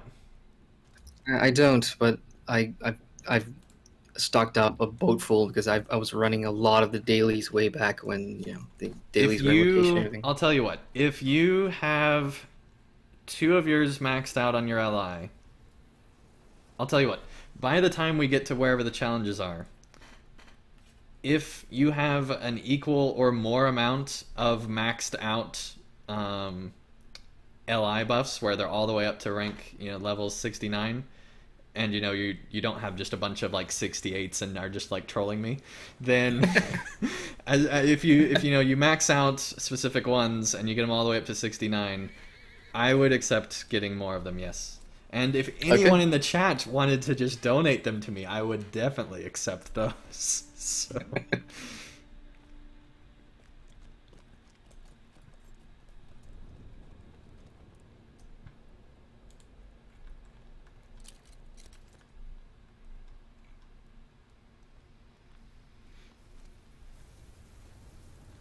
okay, so I think what we want to do is head to the wastes.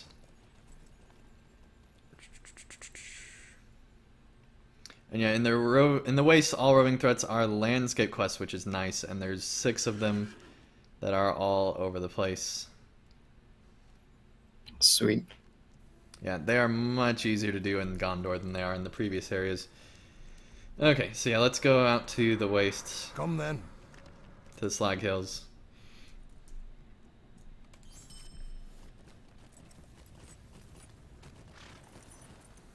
Alright, take care, Tiger Lily. Thank you so much for joining.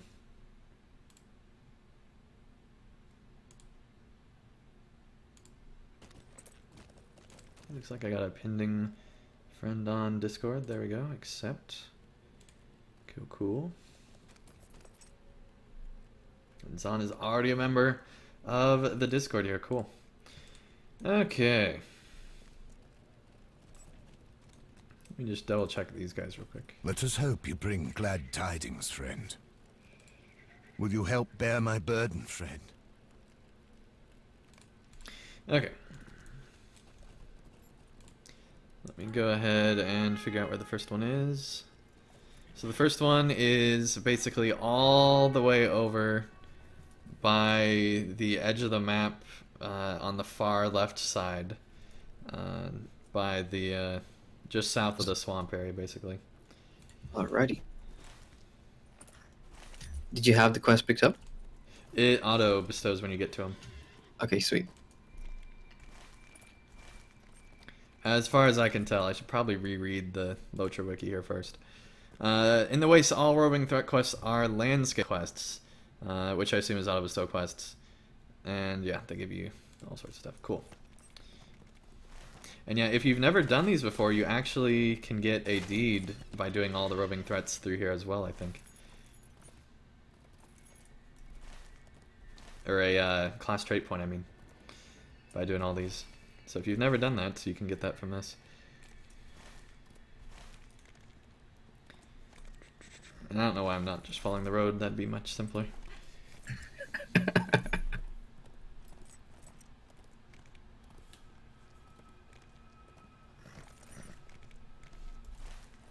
Death 42 in chat. I like that. He said no scrolls, but you can have Dale Man's crams. Hey man, I got Dale Man's crams. I consider them like a prize. Like, okay, so funny story time. Maybe not so funny for some people, but to me, I think it's funny. Back in the day, I was so tired of having to buy Dale Man crams all the time that I was like, I'm gonna buy a lifetime supply so that I never need them again, because I'm tired of, you know, having to use them to port people around. I want to just have so many that I don't need them again. I bought like 500 of them. Literally within like 6 months, they decided to stop using Dale Man crams. And so I still had like 500 of the basically now useless items. And so, oh my. It was funny.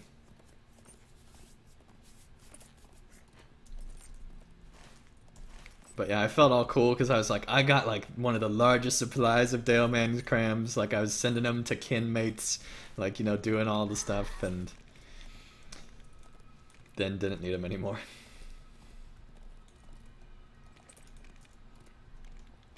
And yeah, if you do want to join us in-game, feel free to join us. Just send a tell to Andang on Landerville server, A-N-D-A-N-G, and we'll get you added to the group.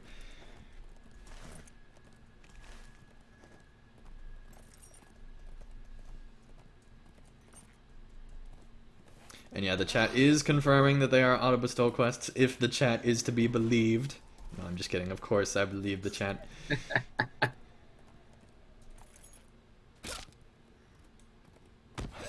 The Fencing Turtle says, Dale Man's crams greater than Anfalas scrolls. I would disagree. I would disagree.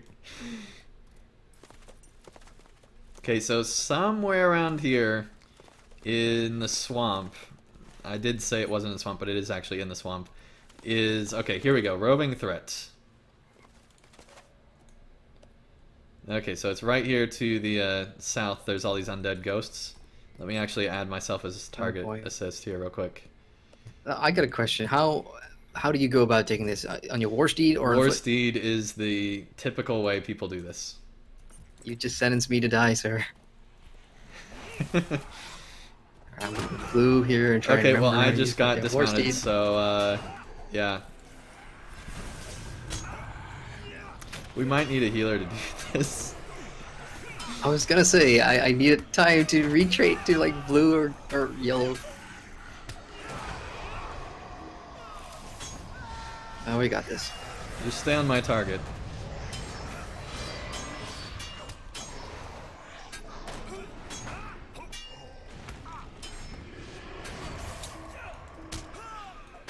That fear, though, is what's really killing me. I got you. Oh, man. Oh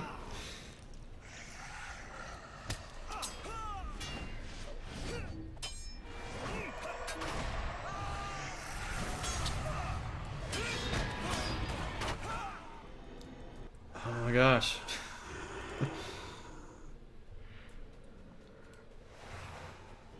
Someone in chat says it's a 20-man raid. Yeah, it's supposed to be a lot more people, but you know, we're doing it. I got this. I always wish I was in my hybrid build. I can put on a return morale, a mark.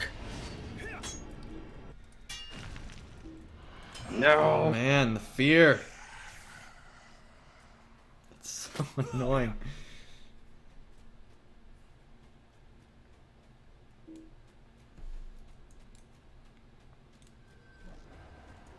Yeah, we could definitely use help on Landerville server. If you are on Landerville server and have a character that is level 95 or above, or 100 or above, I mean.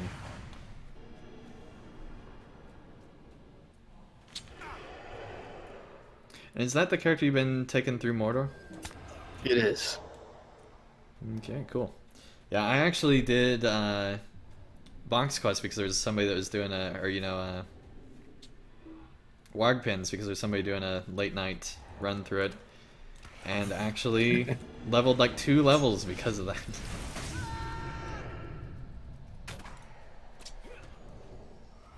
Oh man. Yeah, I think we might not want to attempt this one and maybe go for another one. Because there Yeah, are so- like 3-mans as opposed to the raid one, which is this one, I think. Gonna need a minute just to retrait myself and put on my... And yeah, maybe retrading would Tanky help as type build. well. Yeah, I'm currently in the captain's red build, and I have to say that's really squishy. And there I went as well.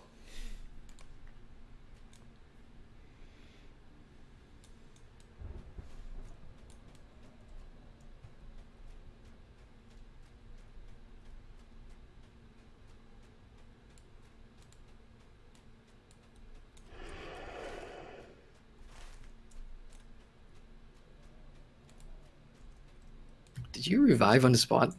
Yep. Alright, coming back to get you. Yeah, sorry about that. All good. How close are you to leveling? Just out of curiosity. I've got probably 7 more bars. Okay. I have Not too like bad. 24 XP buff scrolls though, but I'm saving that for like doing all the Mordor quests and not turning them in and then popping one and just turning them all one shot. The other option is just to do the same skirmishes over and over again. I've got options. Alright, and Braxton does say this man's dedication is actually inspiring. I subscribe not because I play LOTRO anymore, but because he still puts a lot of work into his channel. Thank you so much, man. That's very kind of you.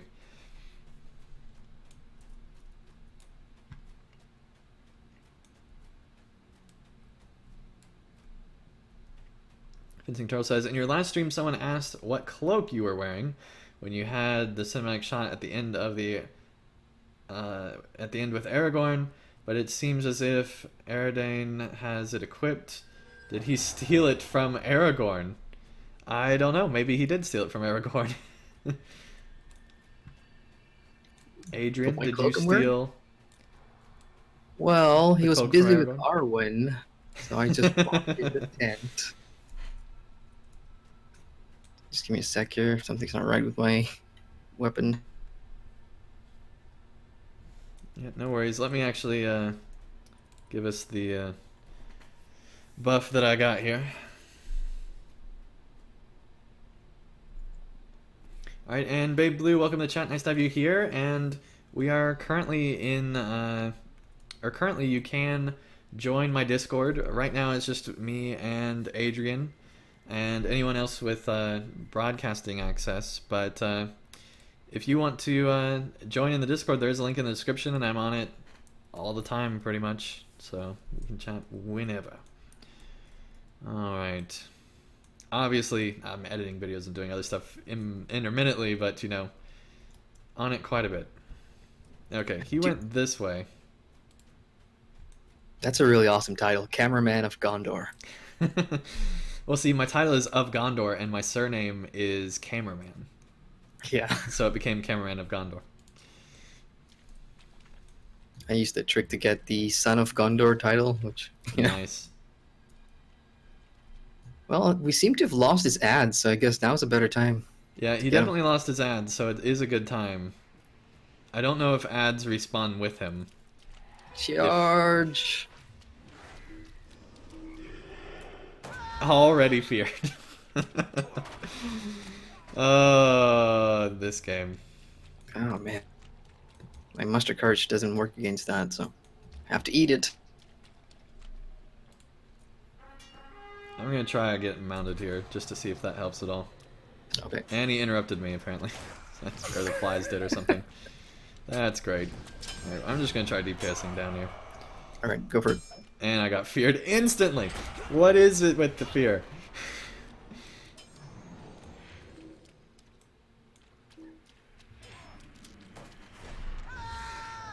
Oh, he can't be interrupted or stunned. I mean, he can't be stunned.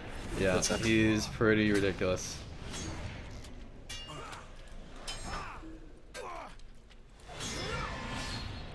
Well, my breakout skill doesn't work against that fear either, so...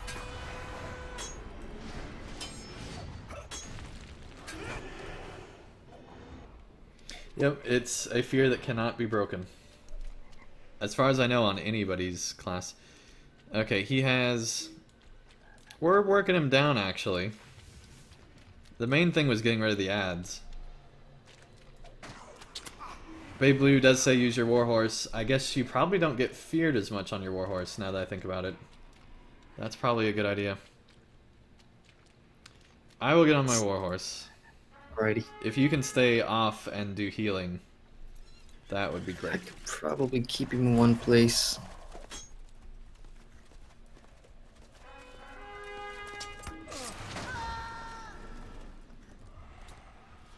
Oh man, it does get you feared, and then you just go war steeding off into nowhere. Oh my gosh. Yeah, this is not a good idea. I'm not war steeding. Nope. That's not happening.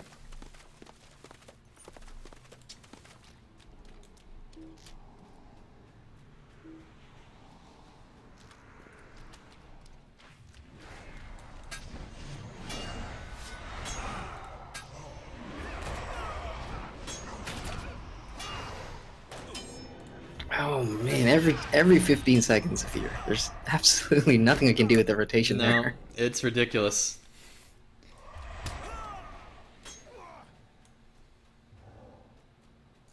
But I think we will get him down. But if we had somebody else in the group, it would be so much easier. Let me actually put a thing in world chat.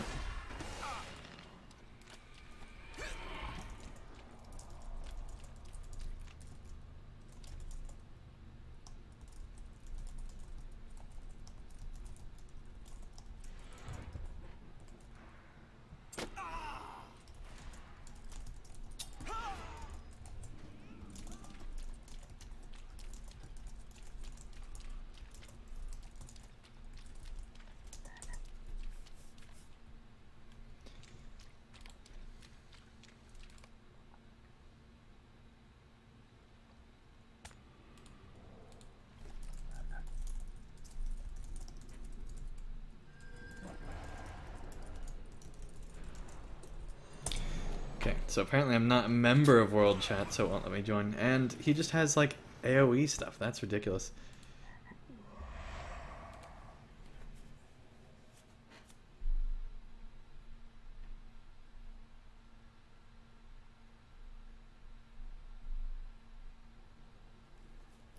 Alright, Anthony says he started a Roving Threats Waste Raid. I lead them all the time. PM Menenglad for an invite. And that's on Landerville server, Anthony? Let me know if that's on Landerville.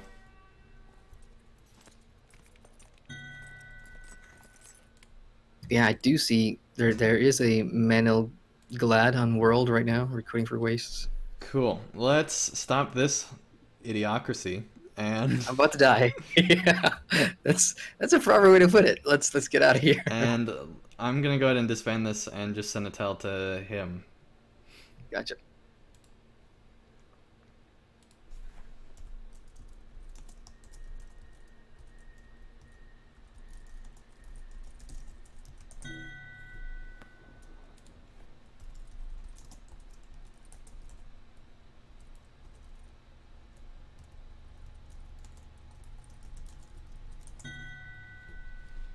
There we go.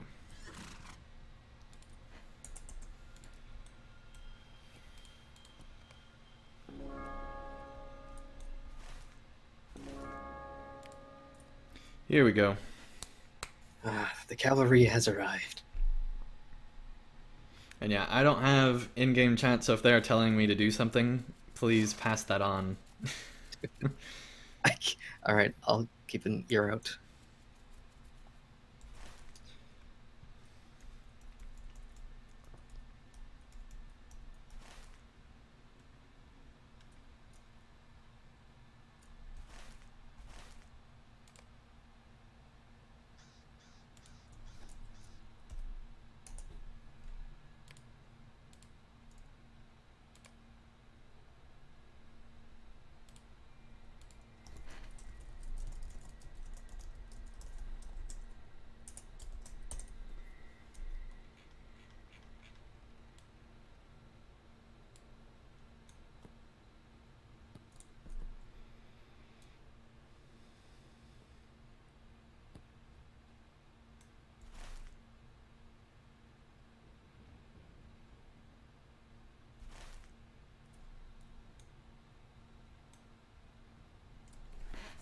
But yeah, doing this in a big group is the best way to do it because you just all go mounted crazy all over the place and they're not able to fear as many people.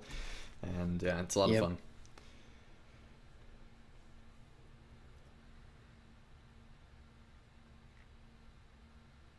Well, while we wait, I guess I have the opportunity to ask you some questions. So let's talk about roving threats. And I see roving threats as the evolution of what it used to be called Elites back in Rohan. You know, they have like Bugud. You remember Bugud from Outside Snowborn? Yeah, there we go. Warbands. So I see them as like the evolution, a step up in everything, difficulty, mechanics. It's like mini dungeon bosses in the landscape. Yep, and, except the only difference is that they don't actually rove around, which I think is a better thing. Yeah.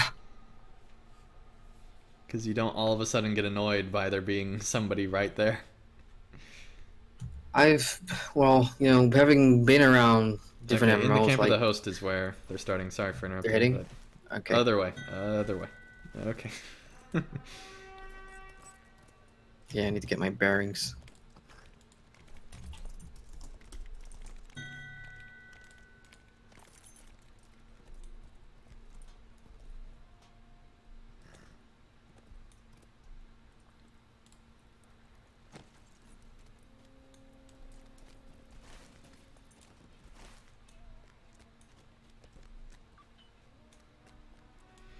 Alright, and the fencing turtle does ask any other way to support you?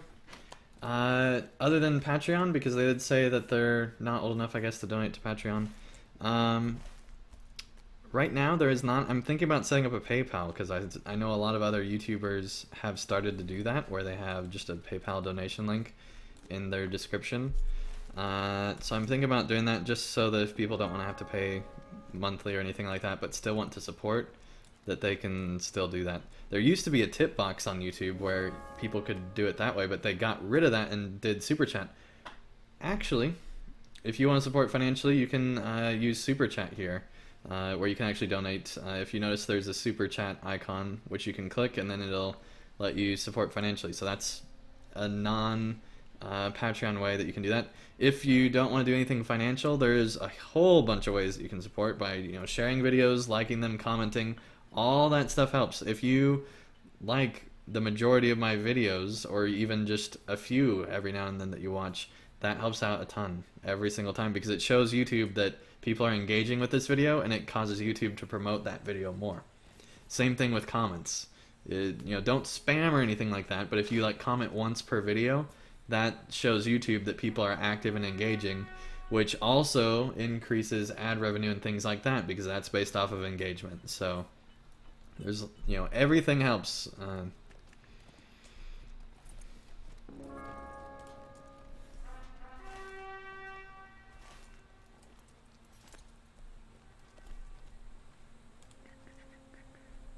Where's our leader? That's my question. We have a good amount of people back where the RT boss was, so I guess Yeah, just I'm thinking that they've already gone. Hopefully we'll get credit and they're not just already killing it. We should be there in under a minute. Should be fine.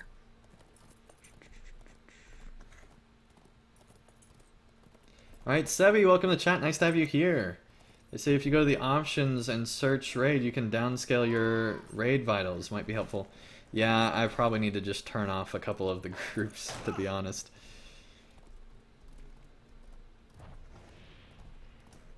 You know, your screen, your UI looks really clean. I'm some sort of afraid to show, you know, chat what mine is looking like.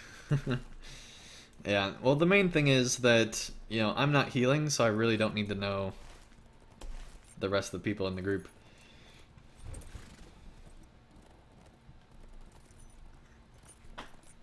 As long as they don't all wipe or something, I should be fine. Okay, is this where our leader is? No, I don't know where our leader is.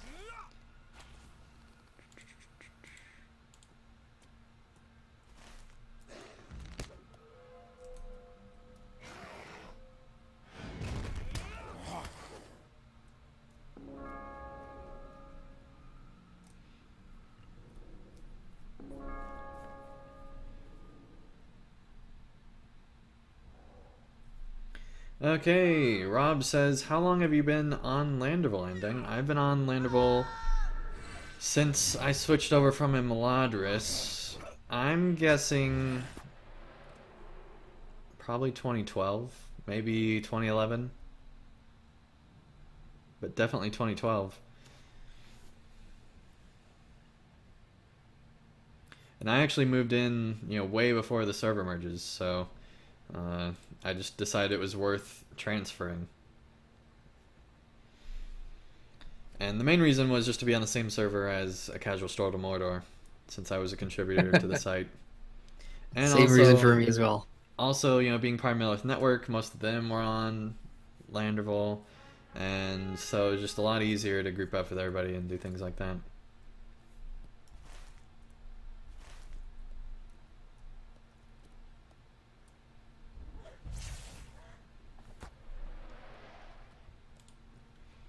Okay, let's go into raid here.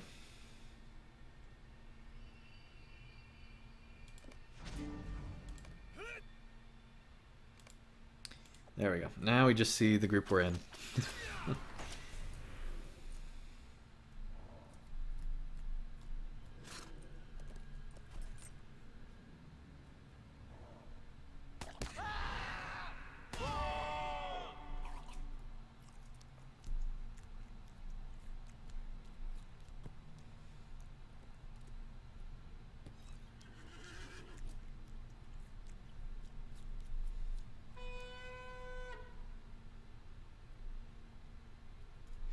Alright, the Fencing Turtle says, I checked the description and it has shirts. Are they still for sale? Yes. You can still get t-shirts. They're not the best. They are high quality shirts and everything like that. But I feel like that the design wise, there's a few that are great. I like the Skirmish Responsibly one. There's a few others that I like in there. But in general, a lot of it is just like hangover jokes from LOTRO Players News that I've not bothered to actually remove yet. But I definitely like Skirmish Responsibly because of how sarcastic it is. I don't know if you've seen that shirt, GRM Adrian. If you're around, you might be muted.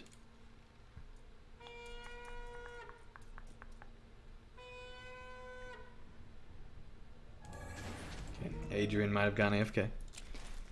Sorry about that phone call. Yeah, What's no up? What did I worries. miss? Have you seen the Skirmish Responsibly t-shirt? Chat was I have bringing not it up. actually. Okay.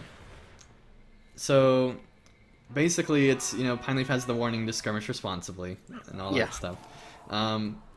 The picture that is associated with it, which we got off a Spreadshirt just as somebody made, and we give them a little bit of royalties for it, is somebody literally like jumping on top of someone else with like their sword drawn, getting ready to strike them down, and it's just like so like not responsible at all.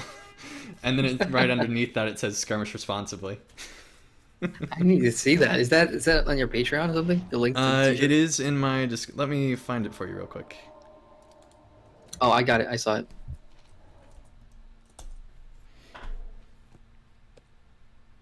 So yeah, if you just go to andang.spreadshirt.com, it's the first shirt that's shown there.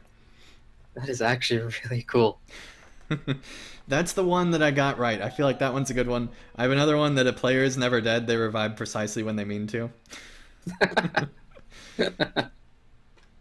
So there are some good ones in there that I like, and I actually have my Skirmish Responsibly shirt, which I could actually go get real quick.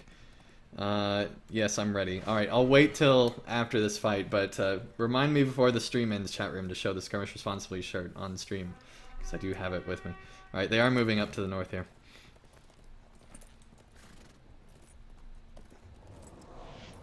I'm really interested to see how many will be on foot and how many will be on horse. Most people seem to be on horse during these, in my experience. Sometimes the leader will tell people to dismount.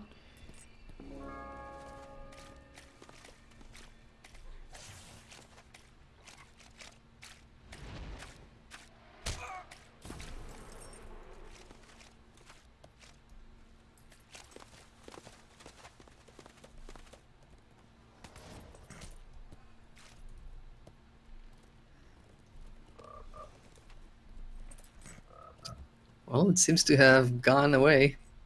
I think the beating that the both of us gave him kind of scared him off. Yeah, he's like, I'm not dealing with all these guys now. No way. Okay. Oh, here it is.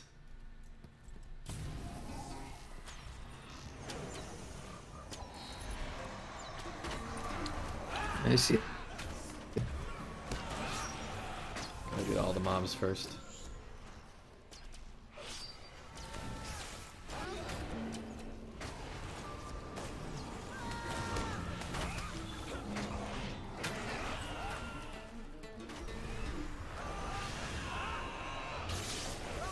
Oh, he is There's going so much down. lag, I'm just gonna dismount. We just killed him. Yep. Wow. Yeah, it's so much easier in a raid, obviously.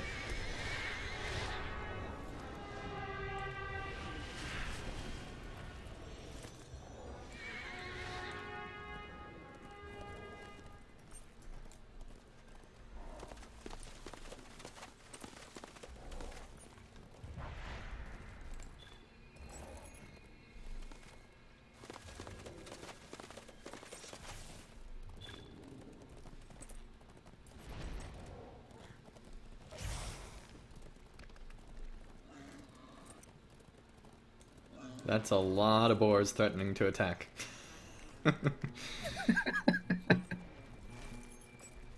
I think a t-shirt with something about boars will be really fun.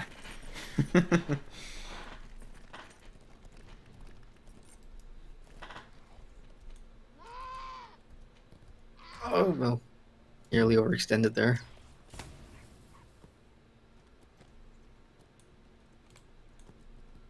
I'm gonna move out of his path. There we go. And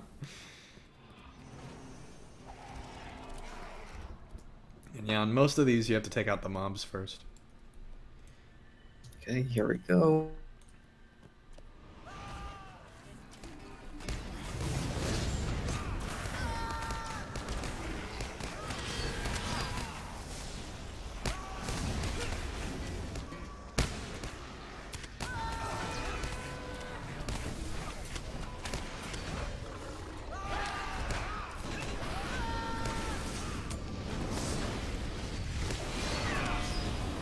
Oh, the debuffs.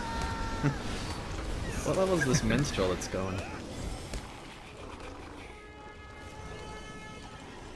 They're out of range, okay. They're already dead, apparently.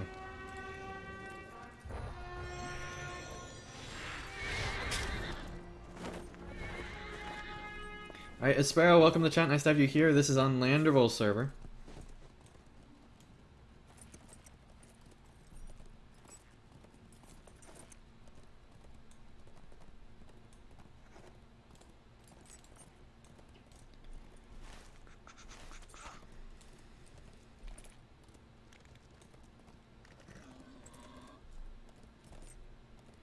Yeah, Skirmish Responsibly is the one I spent most time designing, so it's definitely my favorite one. Make sure you get both quests, just in case, because they're kind of close together here. I really like how, you know, close proximity all these wastes RTs are. Yeah, the waste ones are so much easier, and they auto-bestow, and so it's just much more enjoyable. Kind of wish they would, you know, retroactively go back and make that auto-bestow for all the other ones. I completely agree. The problem is that you'd still have to find them in the first place because they're not fully filled out. I feel like they need to add more to the early areas and make it so you don't have to find them. To where there's always somebody at each of them that should be there. That, you know, they might be respawning, but you can at least know that you can wait.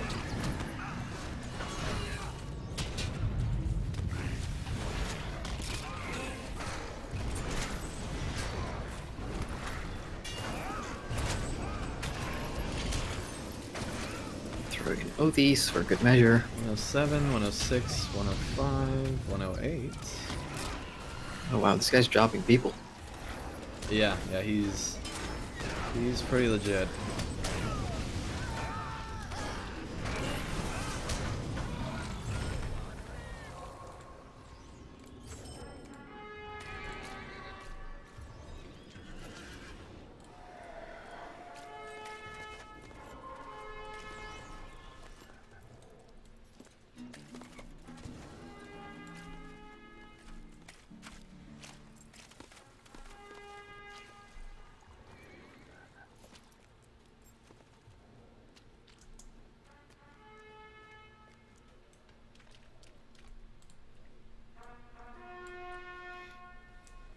I'm almost to 109 now. Nice. I should be able to after just these roving threats here.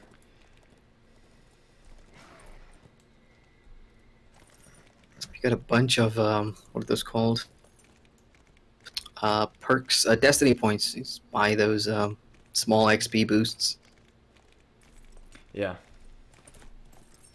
Sadly, not VIP, so can't get the destiny points to use. Oh, same boat. Yeah, I was VIP for years and years, and actually used most of the destiny points when I think I used like all of them when I was VIP.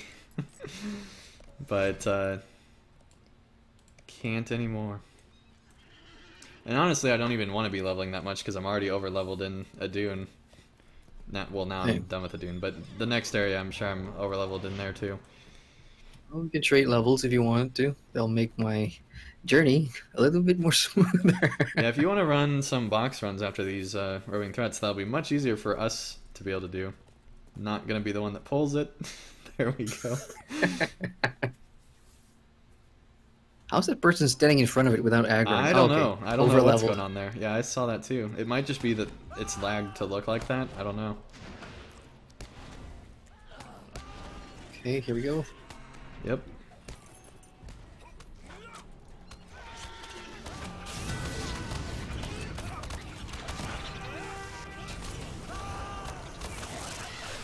Okay.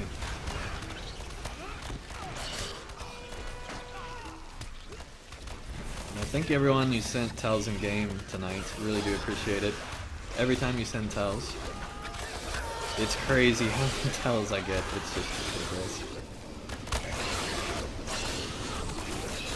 That's part of the problem of having the name of your channel and the name of your character be the same. But I do appreciate every time somebody contacts me. It's really cool.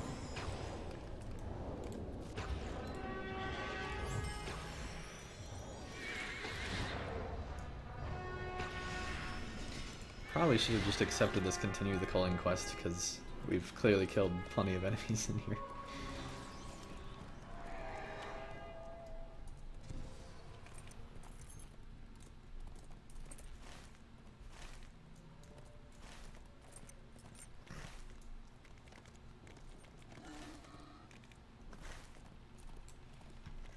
But yeah, there's a lot of people that do these like every day, and so they just know where to go. Should have probably joined a few back in the day, but oh well. Yeah, they're fun if you can get a group. If you're doing them with just 1 or 2 people, it's tough. But assuming they stay level 100, by the time we get to 115 and have the awesome armor and everything, maybe we'll be able to take out some of these. Yeah.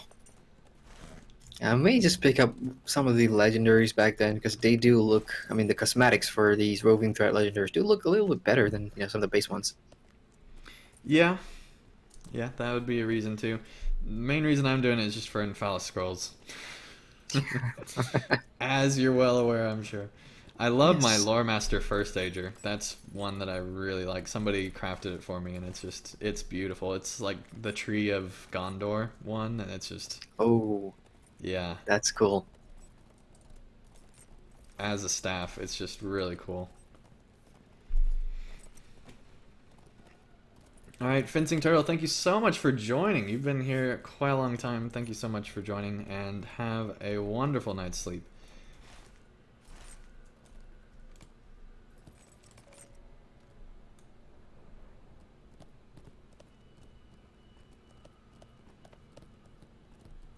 Is this the 5th or 6th guy? I don't remember how many we've done. Me neither. I think this is the 5th one, but I don't remember.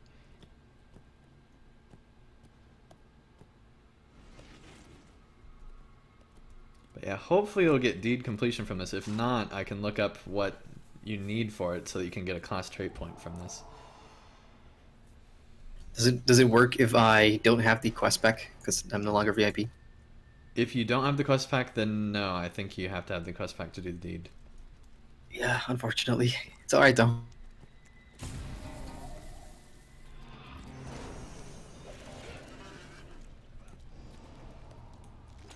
Geronimo.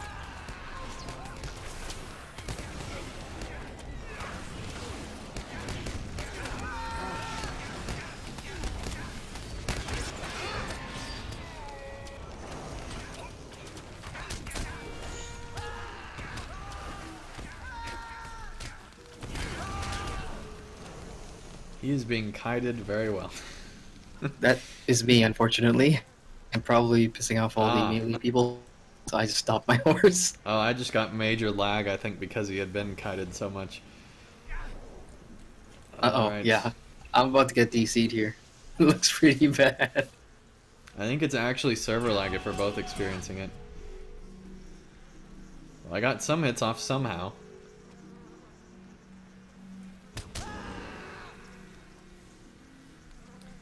It looks like it's starting to recover a little bit here, maybe. It's like a tornado that is putting out now. Yeah, that tornado's going. Here we go, starting to catch up.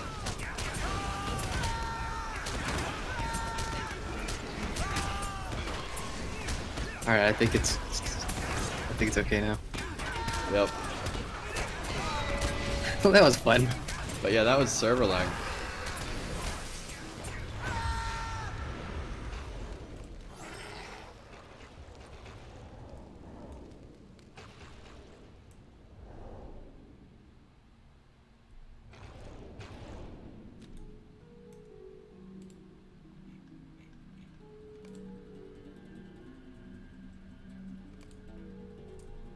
They're calling chat to spread out and not pass the disease, but I can't even move. Yep. You know, when There this you go. happens, it's really unfortunate because I'm so far away from the servers, so my usual latency is like 280 ms.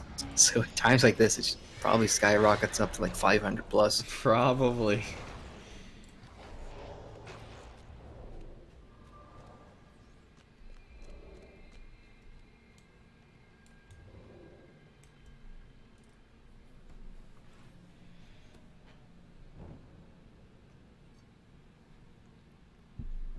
Oh hey, I actually got the deed. Okay, I guess that was all of them. You got the deed? Yeah. Nice. So maybe because you're VIP already, you already have the deed unlocked? Question mark. Probably. It must have been that I unlocked the deed when I killed a roving threat way back when I was VIP, so that deed just stuck in my bar and never left. Well, I think it's actually a quest deed, because, yeah. Explore the wastes, enemies beneath the hills. Oh, but the deed was like 10 for the 10 brands. It wasn't for the 1 class skill point. Let me see which one that one is. Hang on. I thought there was a skill point. No. That's a different zone that the skill point is in. That's what it is. Sorry. No problems. Yeah, that's in Minas Tirith, where that one is, in the Pelennor area. Okay, well, let's do some box runs and get you leveled up here. I've got 3 bars left, which is about just 400k. Or warg pins. I don't know why I keep saying box runs. It might be the same thing, but I don't remember. It's been so long. Alrighty, I'll just need a 1 minute AFK's grab a drink real quick. Yep. And if anyone wants to join us for this, we do have an open spot here. So feel free to join.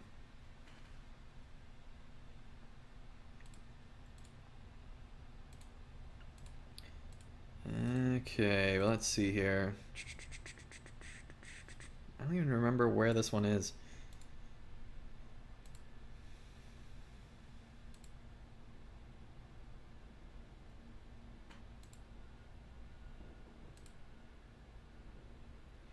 Remind me, chat room, where warg pins is. I don't remember.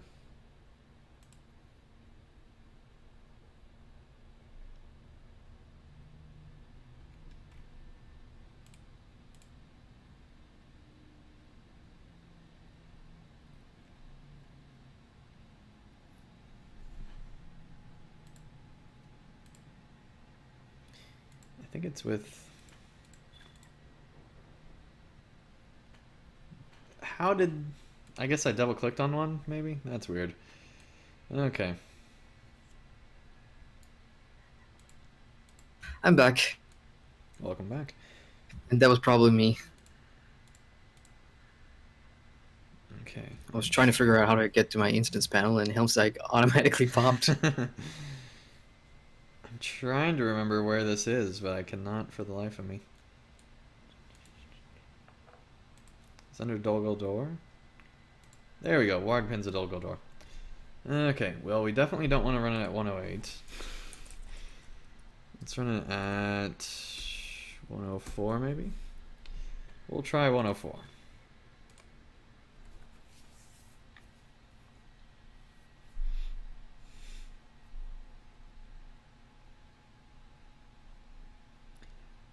Didn't claim the quests.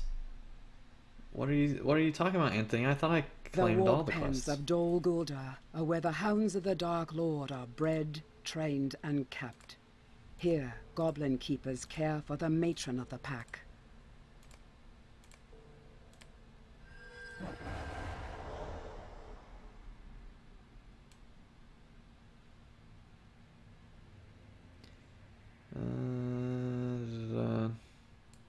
Okay, so apparently I didn't get one of the roving threats from that somehow.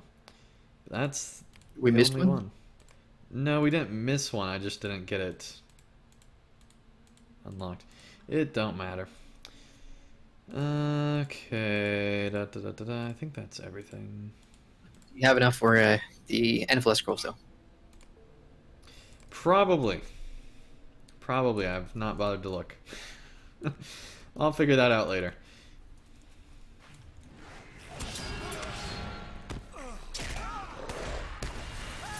So So yeah, basically you just kill everything. That'll be easy. You're slicing them like butter. You don't need to collect anything, you just need to kill everything. If I remember right. To do these quests, because these are like really high earning quests as far as XP goes. And yeah, this is supposedly, according to everybody, the most efficient way level. And everything I've seen, I believe that it really is. Yeah, I've got kidneys who swear by this instance. Or I should say, I used to have kidneys. They're all gone now. Aww.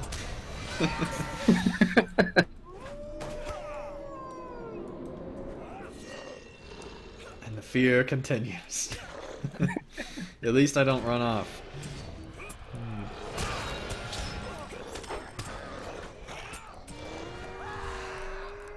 See, I'm looking forward to that spar. Oh, no. You're probably going to level and get better gear faster than I am with how slow I'm going through the area.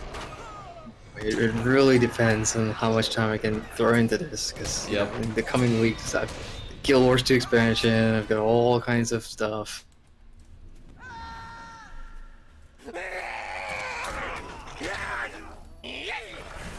But it should be fun though. I've not had a proper spar.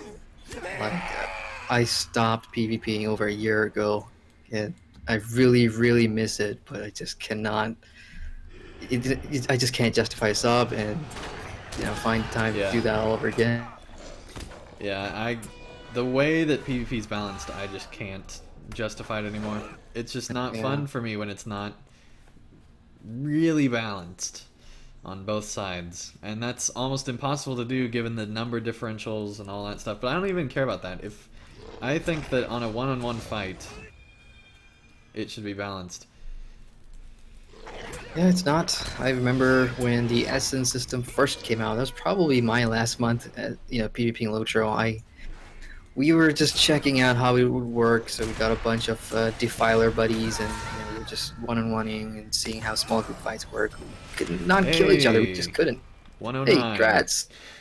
I don't know how I'm leveling faster than you through this, but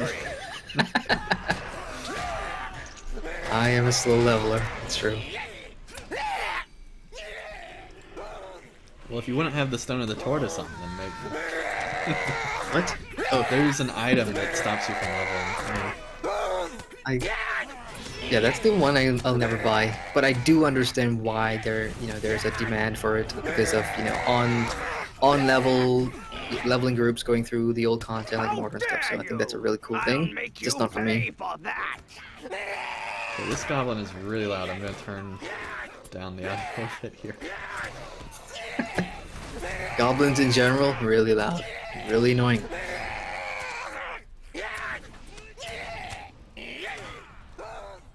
No, my precious wargs! This next warg will make short work of you. This next warg will make short work of you. This next warg will make short work of you. How dare you!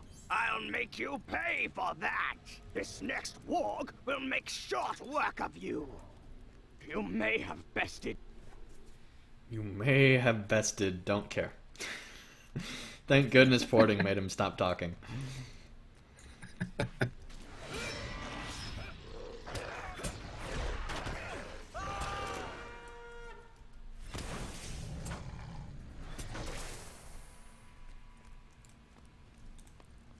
Maybe the XP just takes a while to get to Malaysia. Maybe that's the problem.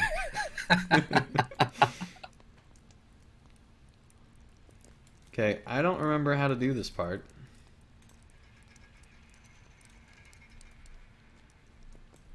That's weird. Stone should open. I mean, the door should open. Oh, wait, no, that was to turn... That was to open the gate over here. Ah, there we go. That's what it is.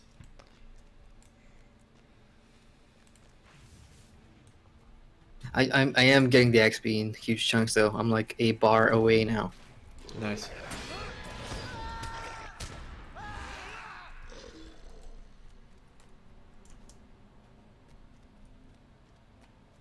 There's a hidden one here somewhere.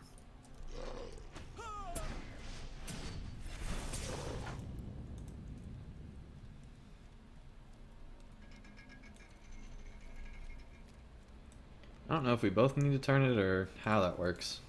Yeah, because if I just close it again, I apologize.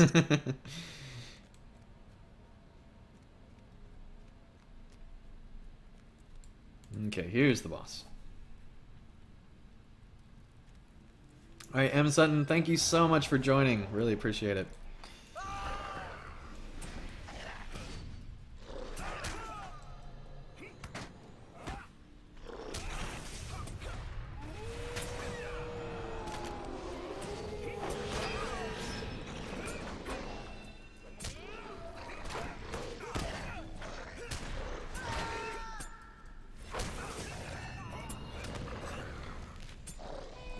But recently I've been thinking my 8 skill is my 9 skill, but it's not. Man, if you had to deal with what I'm going through, like my number 1 button on my mouse not working, and I primarily use my mouse, so I moved everything to 2 onwards. So I've been trying to reel in my skill rotations, and it's so hard. Well, see, I recently changed my whole skill rotation to be completely keyboard based in a completely different build because of the LI I got. So I'm like completely relearning how to play. And it makes 2 of us. So Mordor's made that extra bit challenging because we're all still yes. use the rotation. Okay. Luckily my champion rotation is pretty straightforward, but okay, now we just leave, and I believe we can do it again. I don't remember if it has a limit or not, if you don't like exit out before the boss fight, but yeah, I don't think so. I mean, just the first area of the next instance is all I need. It's 40k left to 106. Yeah, we could go a little bit further and, you know, get you to 107 maybe. Oh boy. Okay, what did I get from that? 69 marks? What about this? 69 marks and 8 medallions from that green box. 69 marks. These are from the roving threats from earlier. Right. 69 marks. You know, I've been away for a while. Marks. What are people using with marks now? I know I still use them to get reputation tomes, but is there a use for marks now? You can actually get Anfalas Scrolls of Empowerment with marks. It's a horrible transfer rate, but if you have a lot of marks, it's a decent way to do it. Sweet. It's like 2,500 marks and like 300 medallions or something ridiculous like that for 1 scroll. Yeah, that's a lot to need. Yeah, it's a horrible conversion rate. If it just took marks, I'd be happy with that, but medallions too? I think we can definitely at least go up to 105.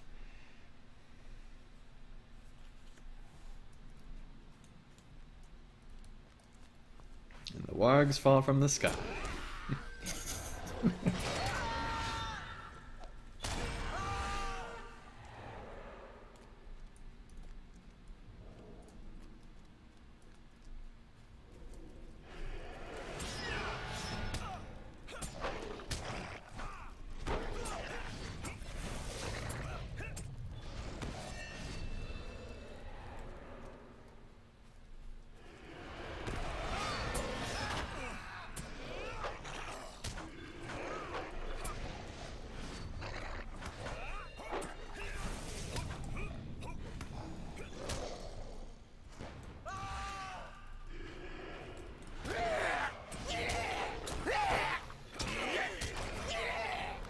Yeah, this mortar armor makes anything below 106 pretty easy because the scaling changes even in instances at 106.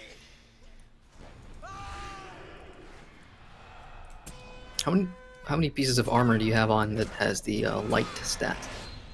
That's a good question. I'll check after I kill this this wave here. Or actually, I'll just let you kill it and I'll look. Yeah, I got this. Don't worry. You're safe. 1, 2,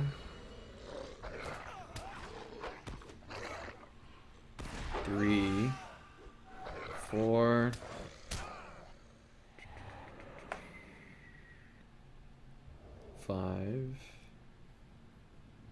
6, 7, 8, 9.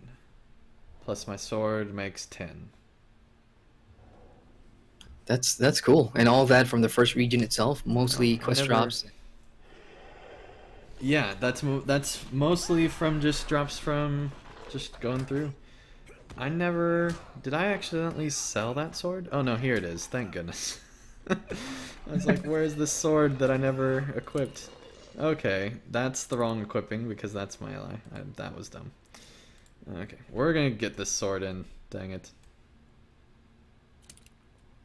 There we go. Now we'll be even more powerful. Excellent. Well, that's really comforting because I was trying to, yeah, I was kind of hoping I would get the armor soonish.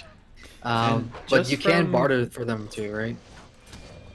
Yeah, there's no way to barter for them until you get to like 112, I believe.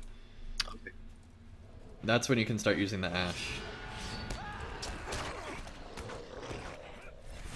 So I got quite a bit of ash saved up.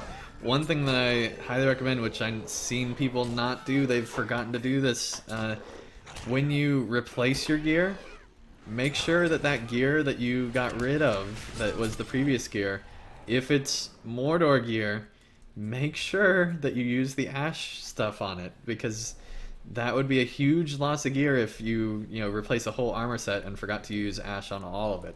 I've seen players that have done that, where they won't think about it because they'll think about it for the new gear that they get that just doesn't match up or whatever, but they won't think about it for the gear they got rid of. Gotcha. And good tip. So make sure, because some pieces I've had actually give like 50 ash, so it can add up real quick.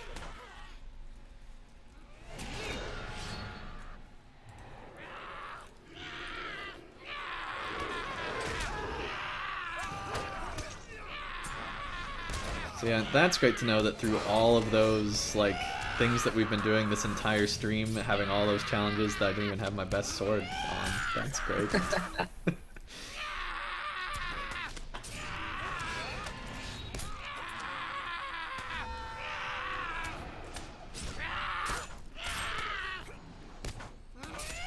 And congrats on 106, by the way. Thank you. I owe you 400 XP. No, 400,000 XP.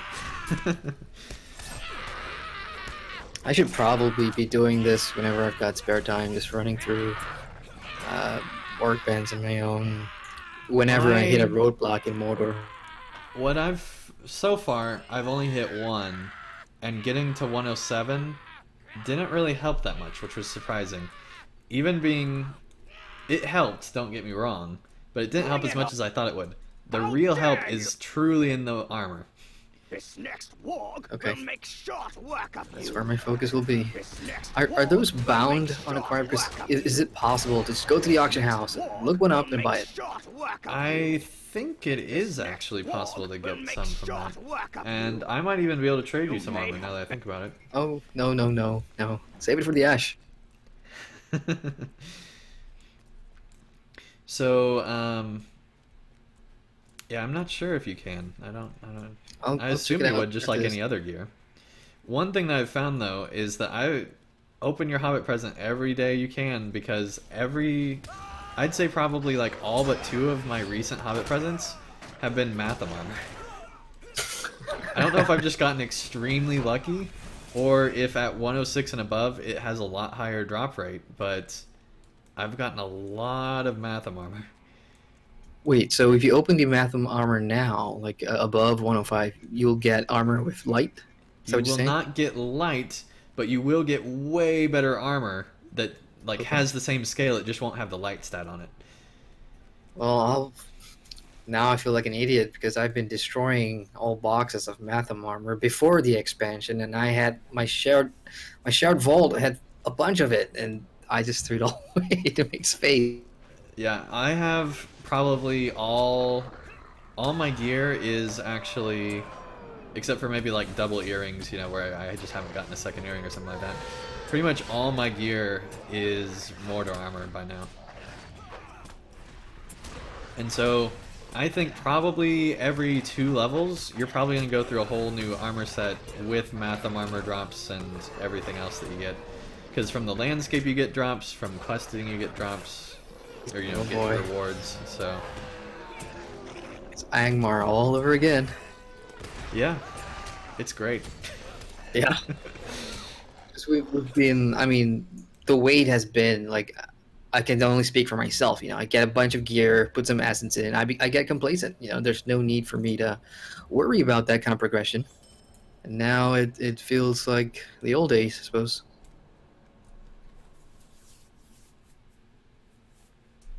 But, you know, and I think I'm done with that. I don't think I want to bore your viewers with doing that over and over again, so I'm gonna go grab lunch, and I'll let you carry on your stream with anything else you have planned.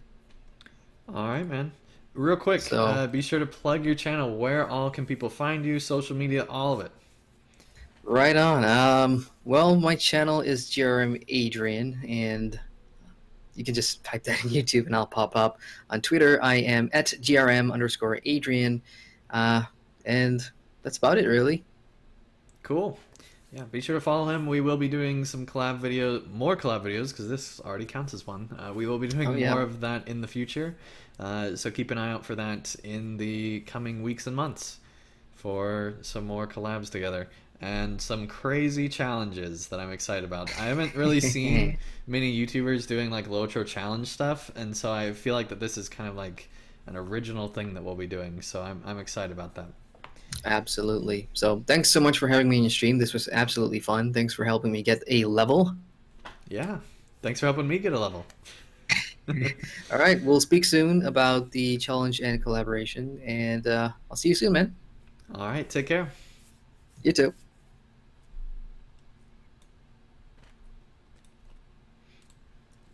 All right. And Anthony in the chat says, I like him. Yes, he seems to be like a smart guy. Yeah, I agree completely, Anthony. He is a really intelligent person that truly understands MMOs and how they work, and I think that is great. I really like that there is somebody in the LOTRO community that really understands the MMO industry and is making videos about LOTRO with regards to that. If you've seen like the 10 reasons to play LOTRO video, that was GRM Adrian's video. It got shared by LOTRO and a bunch of other things, and so he had some awesome reasons. If you've not seen that video yet, be sure to check it out because it is fantastic. And he just does really high quality analysis type videos within MMOs, and it's just really cool to see. He's getting double my views, and he has not been doing YouTube for anywhere near as long, and it's because his analysis videos are so good. So highly recommend checking him out if you have not already.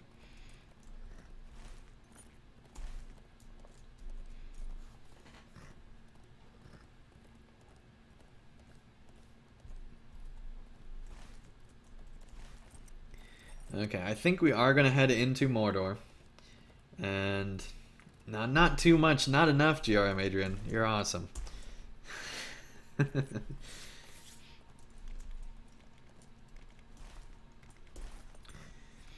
But yeah, I think we're going to head into Mordor and find these pages, because that's not something I really wanted to show during my Let's Play, but I do want to show... I do want to find them, so that's what I'm going to be doing on the stream. And I'm going to be looking for that page guide. I know there's a page guide out there somewhere. I still have 3 pages left. I have page 4, page 7, and page 10. So chat room, if you know where these pages are, feel free to post in the chat.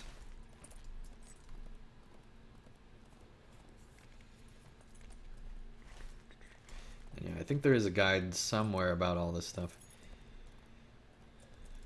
What am I doing? I can just port. I'm being dumb right now. I can just port there. Now I got that nice cooldown. We have a lot of stuff we need to sell too. We need to go through our bags first. Yeah, I think after I find these pages I will call it an end, but I do want to do just some questing in a dune since, you know, it is Mordor, and Mordor is the new thing, the new cool thing to be doing. Oh, we didn't do the I feel dumb. We didn't go to Minas Tirith. We needed to do that first. We'll be doing that at the end of the stream, I guess. Remind me to get those final... The whole reason we did those roving threats was to get the silly scrolls. Alright. I got sidetracked.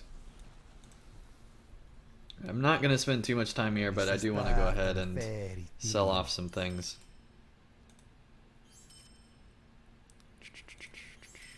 Just so we have a little bit more space. Alright, Marco, welcome to the chat. Nice to have you here. Yes, good morning. Okay. What did we just sell? Nothing important, I don't think. Hopefully nothing important. And honestly, I might as well just sell off these XP things because I'm going to be gradually getting... You know, I already got my allies maxed out. I really don't need any more of the LI XP things until far later, so I might as well just sell them off for now. They're not for that much anyway. I will keep the relics going, but the LI XP I just don't need. So much stuff, just there's junk in LOTRO. That's enough space, I think. If not, we'll have some overflow. No big deal.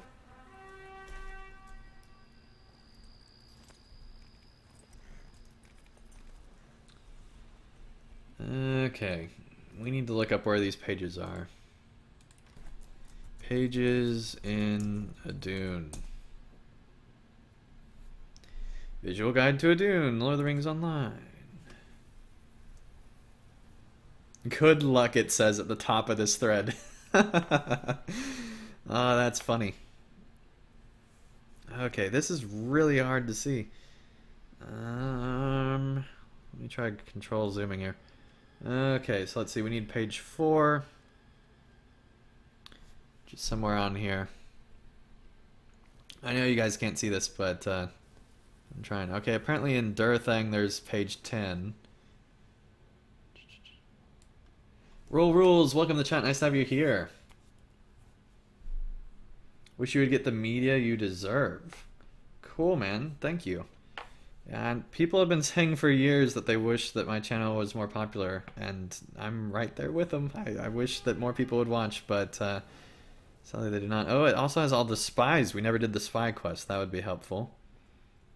We might do the spy quest later. I still have not decided if I even want to do it. Okay, well that's where those pages are. Where is page 7? I don't think we found page 7. We found page 10. Oh, that was page 7. Where's page 4? There's page 1 and 3. They're not really in an order. Oh, there's page 4, right there. Let's see, that is at the road to the south of the crossmatch. So it's like right here is page 4. That's our first stop. PM'd for an invite. Okay, I will add you in here. Sorry, I had my audio turned down because of the annoying goblin. Alright, let's go back up to 80 here. That's my normal volume level. YouTube stuff. Send me another PM because I don't know which one you were.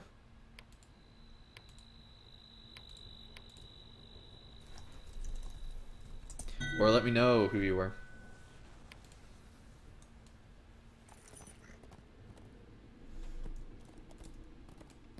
I thought that that was you, but I wasn't sure.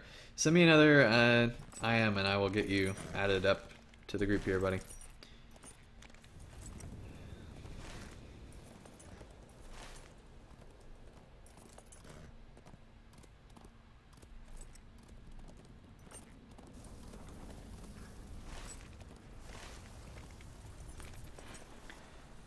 Okay.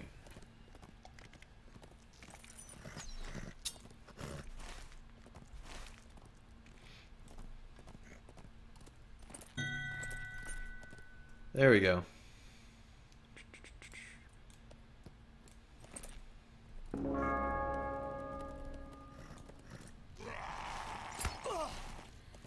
Somewhere south of here is where we need to be going. Somewhere down here there is a page.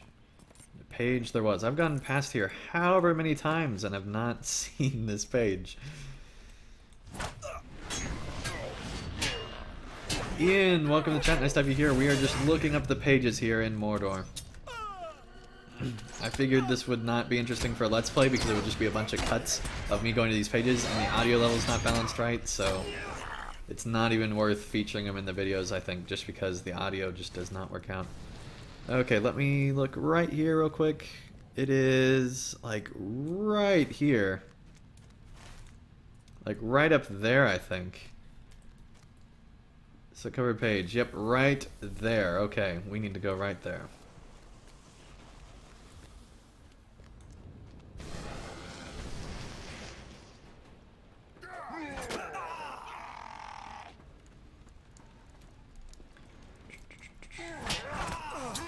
Okay.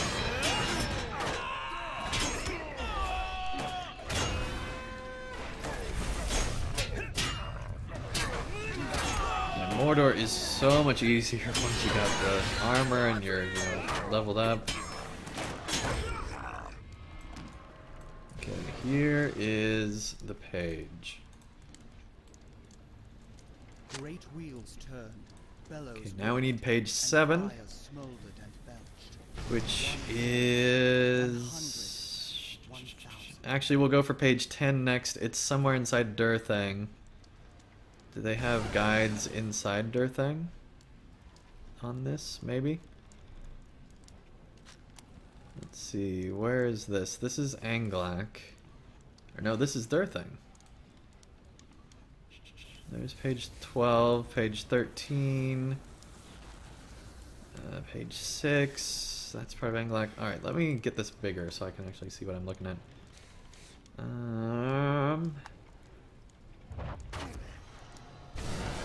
Oh, I guess it is actually just on the landscape out here. Okay, page 10 is outside of Durthang, apparently. Okay.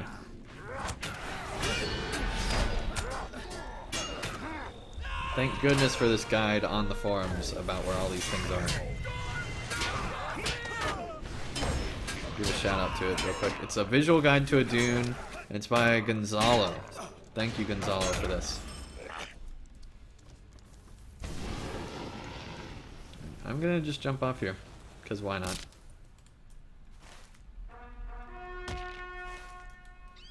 Oh, well, we actually need to head this way, so that was pointless, but oh well.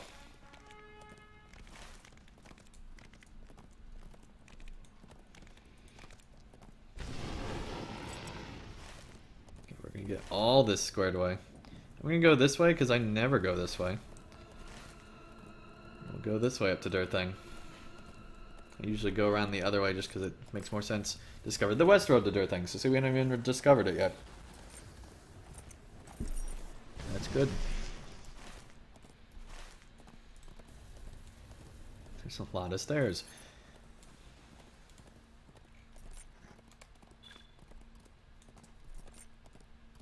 Discovered Durthang's east stairs. Well, that's great.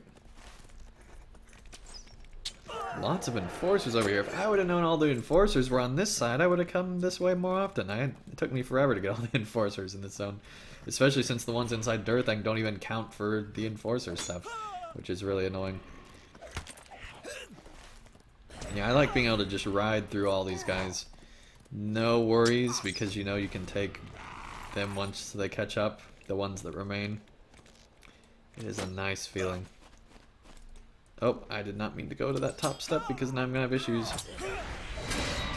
I shouldn't have any problem with this, hopefully.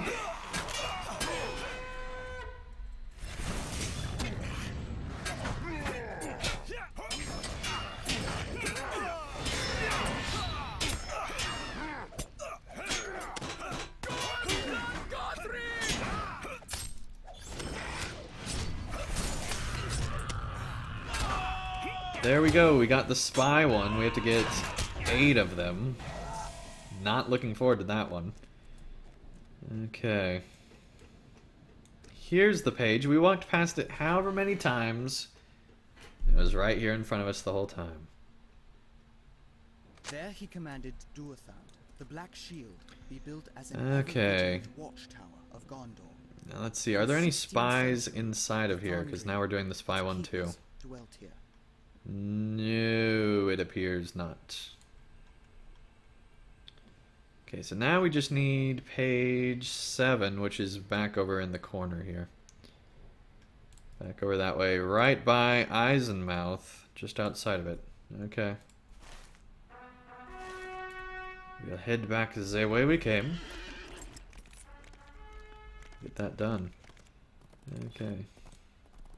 Yeah, I have no use for allies at all anymore. It's really just annoying to get them all the time at this point, because the new tier 10 relics are not unlocked by relic forging, so I have no reason to be doing anything with allies anymore. I got all the traits I want, got all the everything I want, and it's a nice feeling on the one hand, but it's also kind of annoying to get all these allies and not be able to do anything with them. Okay, we're headed to like right in this area down here.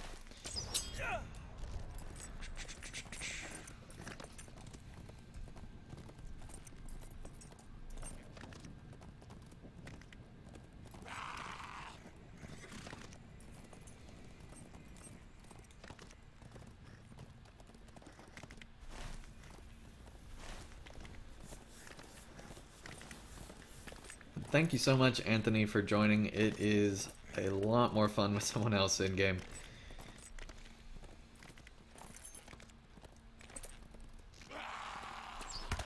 Yeah, I don't think we were supposed to come in here. Maybe? Yeah, that was a mistake. You know, we'll just face all of them real quick.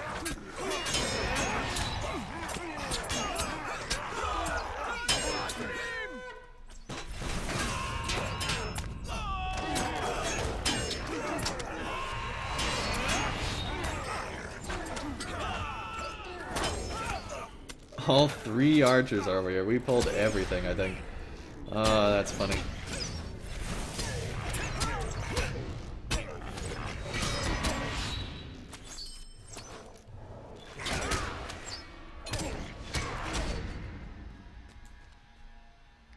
Okay. That was fun. That was fun. I love having a level 111 in here. The 11st level. Alright. I just realized I'm only 2 levels away from 111. That is crazy.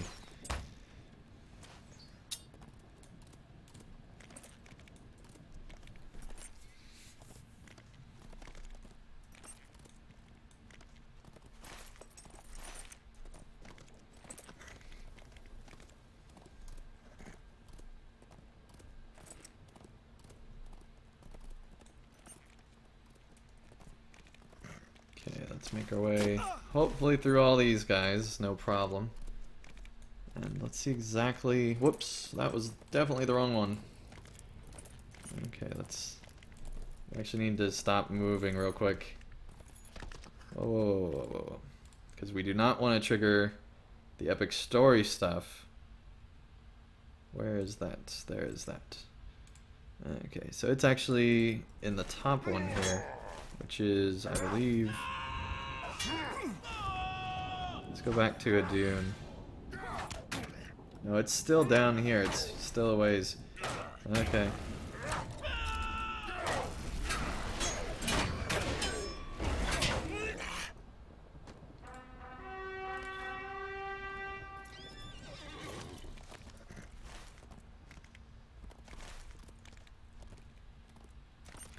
Any foes occupy the Eisenmouth? Why didn't ours come this way? Okay.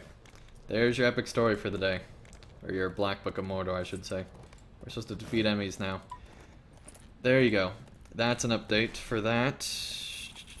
Where is that in... Like, I don't think this is in it. No, we passed it. Okay. We passed it. We weren't supposed to go through the gate. Apologies. Where is this thing? It's hard to see with the way that these maps are cut between the 2 spots.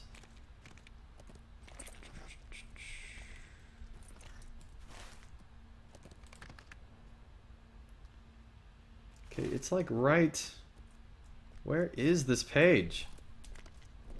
Right here, okay.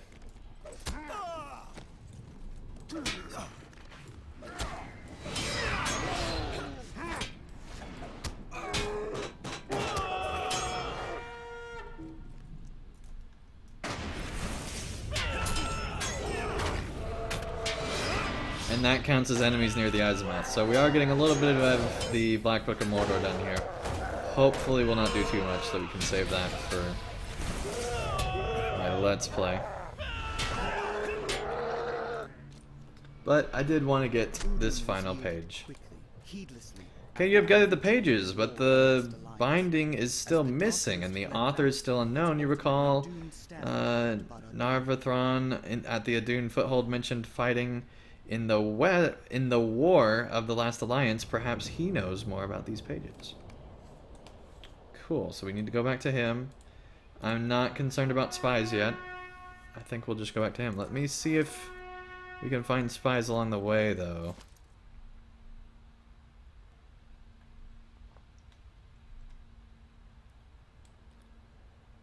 Let's see, we're down here. There's a spy that's right to the left of here. So we'll go there and get that spy.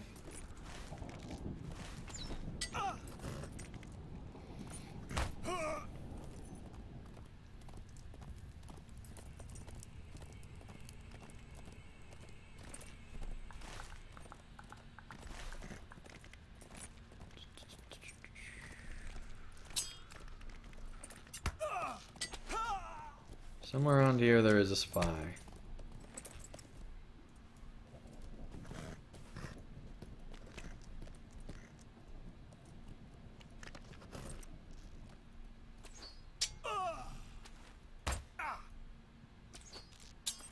Okay, let's kill off these guys.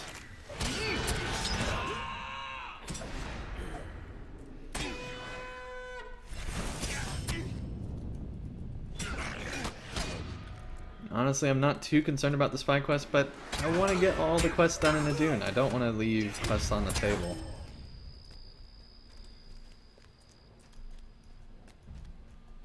So yeah, somewhere around here there should be a spy.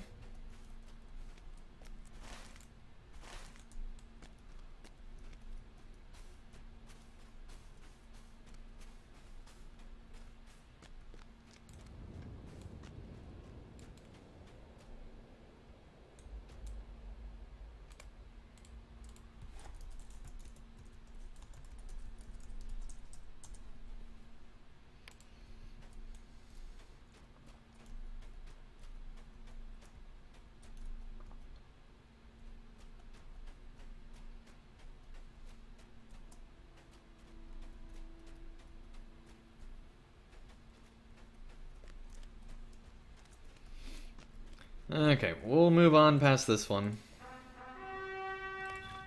We did get some new loot. Let's see what that's about. Okay, we have not gotten an amulet at all yet. +4 Light of Elrondil, cool. It's will-based though. We don't want it will-based, we want might. Well, you know what that means. We need to... Sorry about this, buddy, but have to get that ash there real quick just so that I can make sure. There we go. Putting him through a lot here. Alright. I'm a Yoshi. Welcome to the chat. Nice to have you here. Okay, let's see here real quick. The next... Let's just head back to the camp, I think, because finding a spy in all this is not really worth it. There is a spy back at that fork, which we could probably hit again. Let's do that.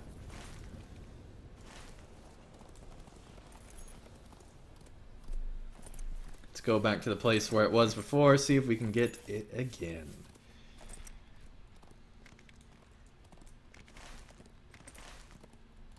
Supposedly they're all over this area, but I don't really believe it. I feel like you just gotta randomly just kill everything. And because I got this quest so late, it just did not work. Alright, nice to see that you're still here, Justin.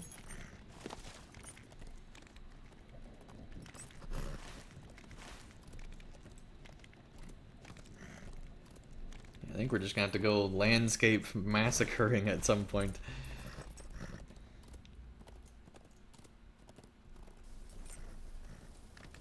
I don't think these spy... Like, that's what it says this is, but it's just like... I don't know.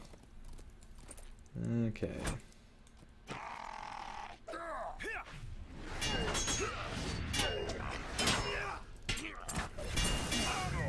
Alan, welcome to chat. Nice to have you here. Sorry you feel that I'm not very good at the game.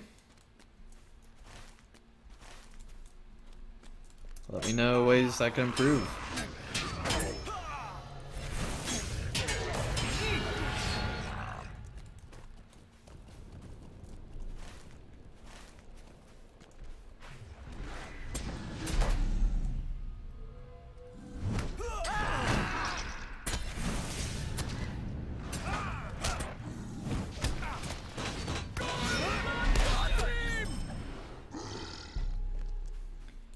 Okay, so it was to the left over here, I believe, is where it was. Where we found the last spy.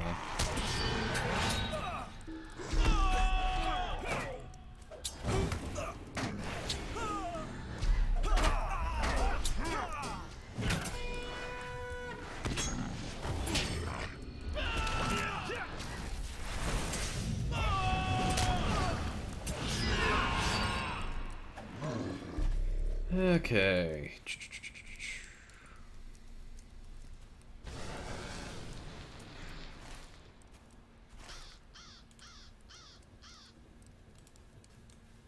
Should be just right along this road. Right in here, but I've never found one right in here, so I don't know where it is. I don't know. We'll just go ahead and fight through.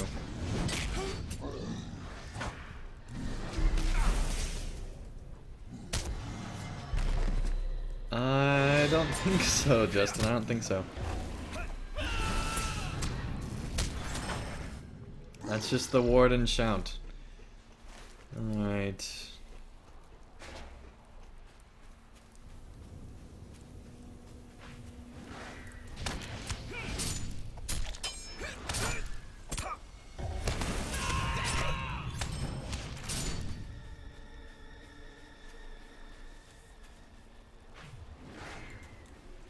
Yeah, I feel like it's kind of a lost cause trying to get these spies. When I've gone through the whole zone and I've just gotten one of them.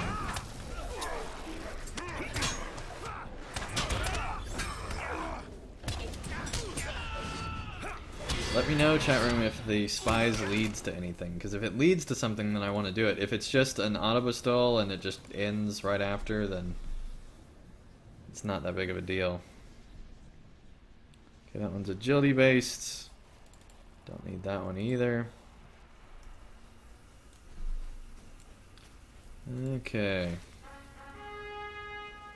I guess there's spots in Mornor where they're clearly marked, so we'll go there after, see if we can get a few more of these.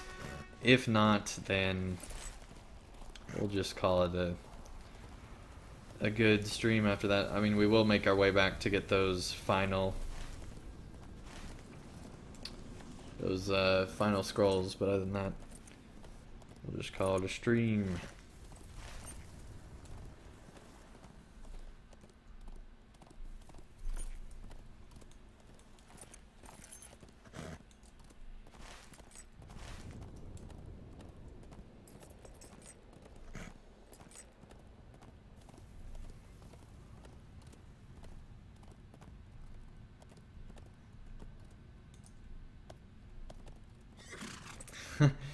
They're not screaming don't touch me, they're screaming something in the High Elf language, I believe. I'm pretty sure they're a High Elf or something like that.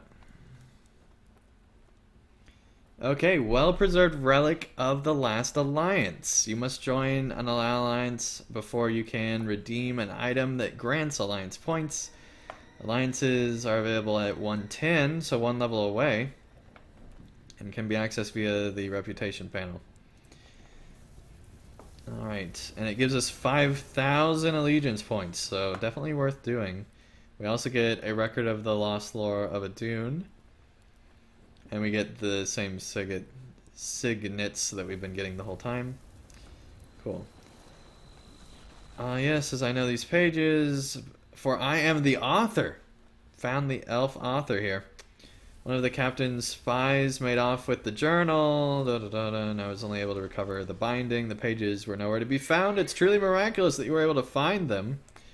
Here, allow me to rebuild this tome for you. You keep it, You must never again allow evil to regain foothold here. Cool, buddy. Cool. Okay, that's 1 of 5. Okay. Get 5 LOTRO points. This seems not the best for that, but it does give you fidelity, so that's a thing. Cool, that's that. I definitely want to at least try spies real quick.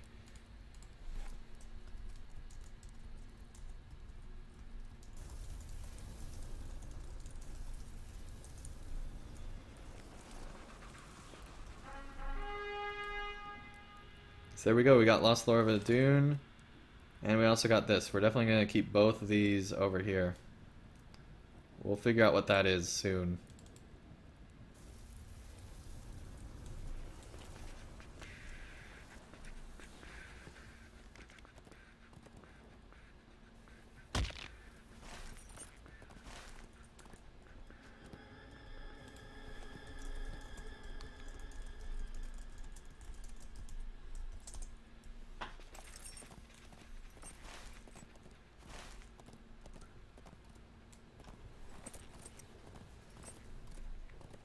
Asking if there's any tips on where to find these spies.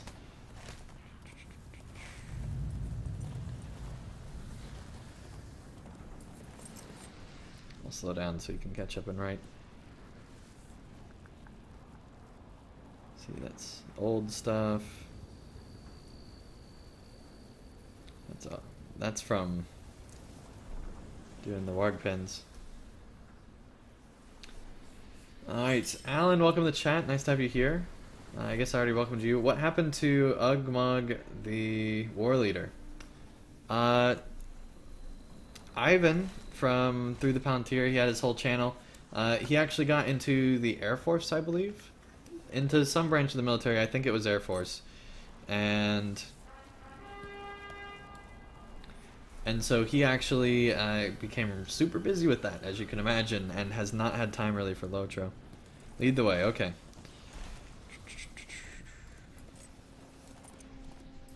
I'm hoping that here in Mornor, there's those 2 spots where it clearly defines where they are, which will hopefully be able to...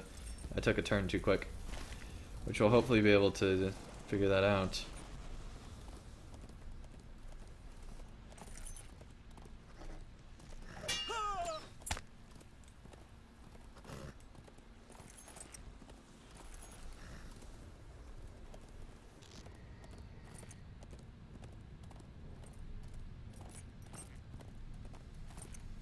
Trying to just find these stealth guys. It is not working.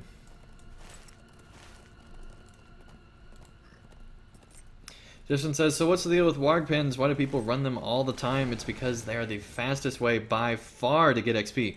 Because while you're doing warg pins, not only are you killing a ton of enemies, but you're also doing a lot of quests at the same time. So you're doing like 5 quests and killing a ton of enemies within like 10 minutes. So you get a huge amount of XP and can level like half a level per run. Not half a level per run, but you can level a lot per run just by going through that.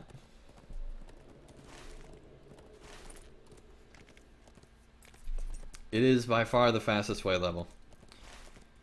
And yeah, we already did that tonight.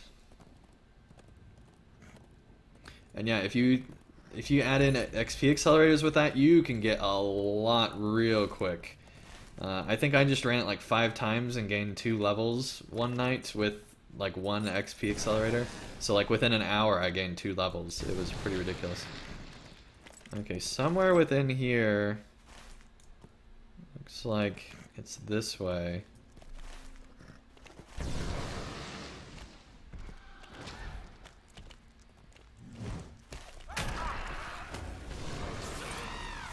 Alright, Big Jimmy, welcome to the chat. Nice to have you here. They say, what level do you get them at? If you're asking about what level do you get the, if you're asking what level do the Warg Pens unlock, I think it is level 65. It might be lower than that, I don't know.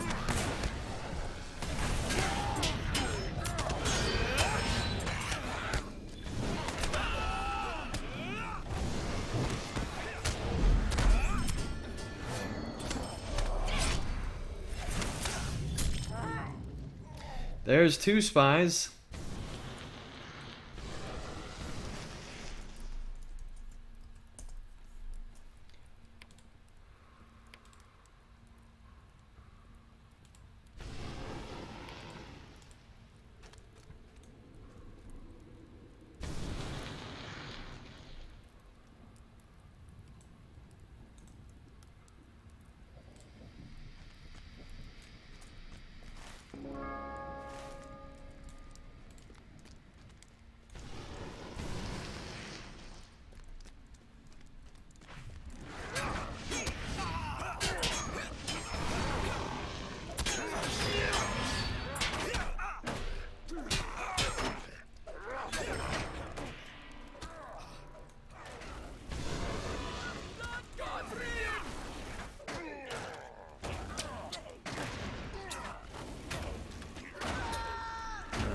Run up and kill. There we go.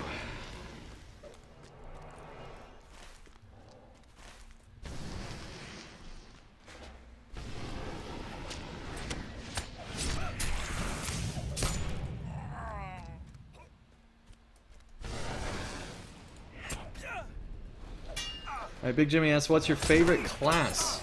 I'd say Lore Master. It's the most fun for me to play. It's definitely not the most new player friendly, but it's just a lot of fun to play. Calling down lightning all the time, doing, you know, all sorts of cool stuff. It's just a lot of fun. Plus you get pets.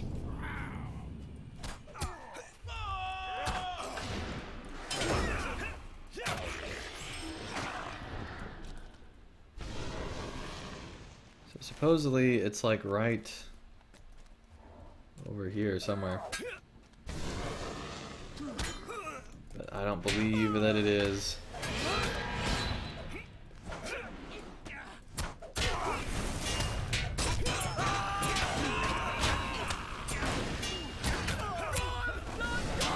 Whole another level up there. How do you get up there? I don't think you can. I mean, that's just decoration.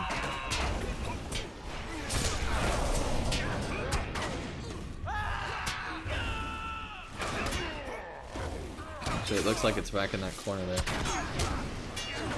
Wardens are so cool. Alright.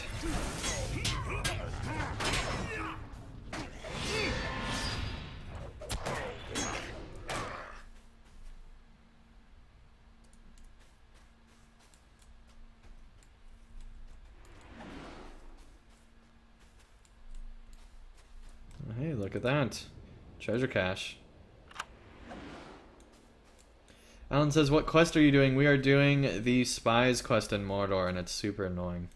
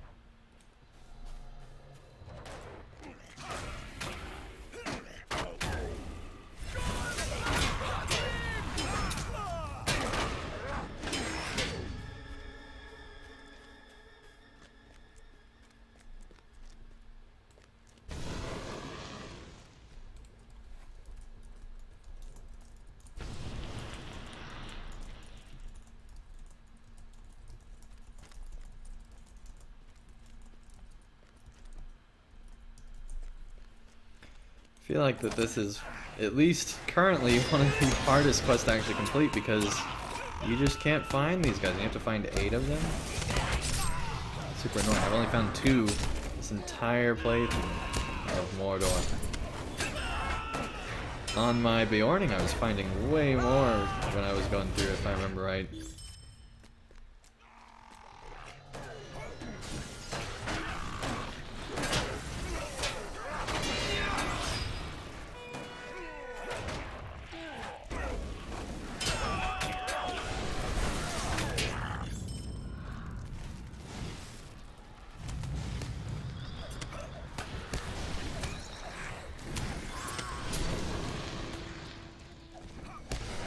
Alright, Alan says, have you farmed for ashes yet? I haven't had to yet. I'm not, you know, to the level where I can actually use them, so I'm not too concerned about that just yet.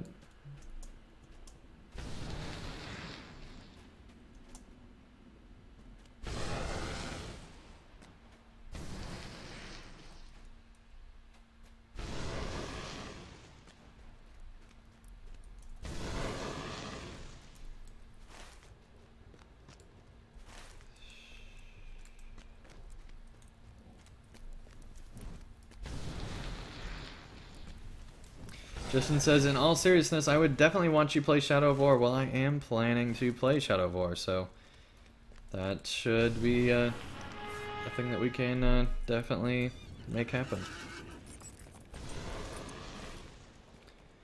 Okay. Let's see where they went off to.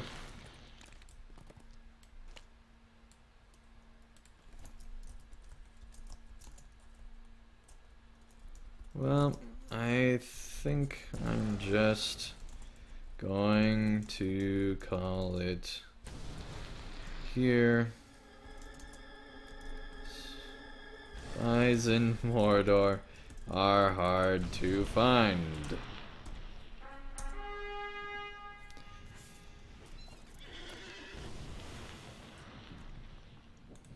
At least currently in this group.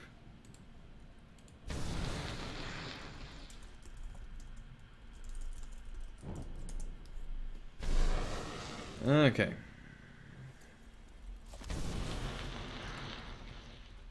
Now I'm gonna make my way to Minas Tirith, turn in these tokens, and hopefully call that a stream. We're also gonna read this book, figure out what this book is about.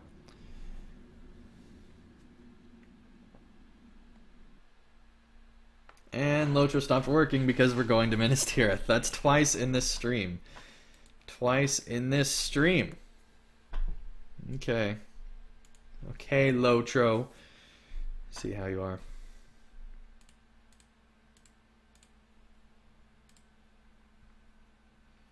It's ridiculous that it's happening that much.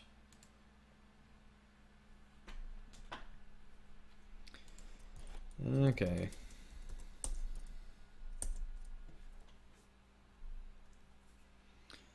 Okay, Justin says, if WB has the rights to both properties, it would be awesome to have some kind of crossover between both title, although I'm still brainstorming what that would take.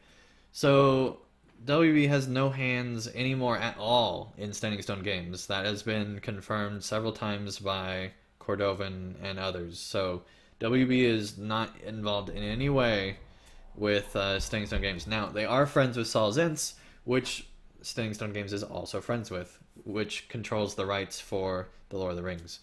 So that's how that works.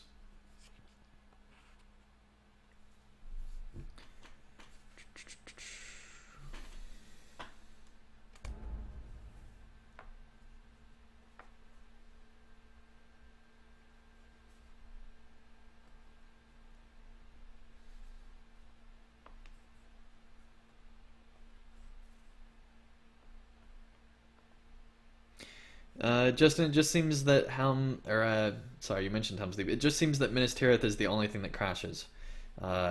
Consistently, I should say. There are a few times that I crash just randomly, but Minas Tirith is a consistent crash causer for a lot of people. Not everyone, for some reason, and in fact, I used to not crash at all when I entered Minas Tirith, but with something that they changed within like the last year, now I crash all the time. So I don't know what it was, but maybe it's just my character becoming more powerful. I don't know, but it happens quite a bit. All right, let me remember where this is.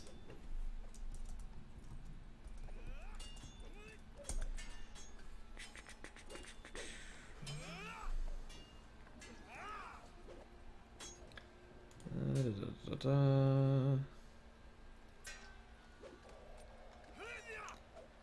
see, where do these Roving Threats Quartermaster? Let's see, there's one.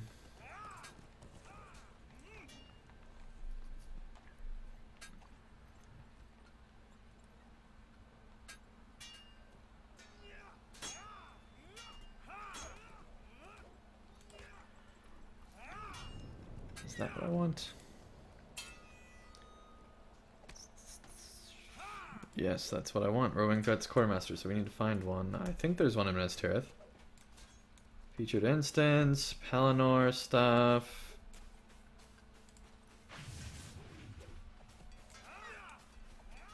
We might have to go to Roving Threat place. Pelennor, Pelennor, Pelennor, Pelennor, Pelennor.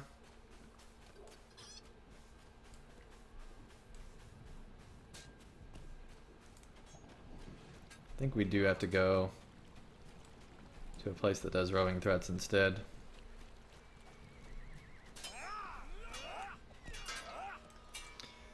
Okay, well. Let's see, looks like there's one. Western Gondor in Dol Amroth. Alan says, do you have 3 monitors? No, I just have 1. Could I speak with you a moment? Which is a real shame. What am I doing? Which is a real shame because I wish I had more so I could play LOTRO in full screen. I'm not even playing LOTRO in full screen right now. So I can see chat and things like that without having to do Alt-Tab or anything like that. Okay, where is Western Gondor?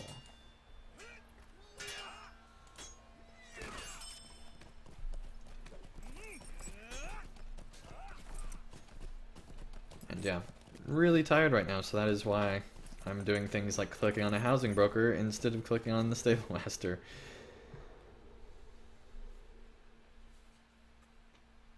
And also, you know, paying attention between the guide and the chat and everything else.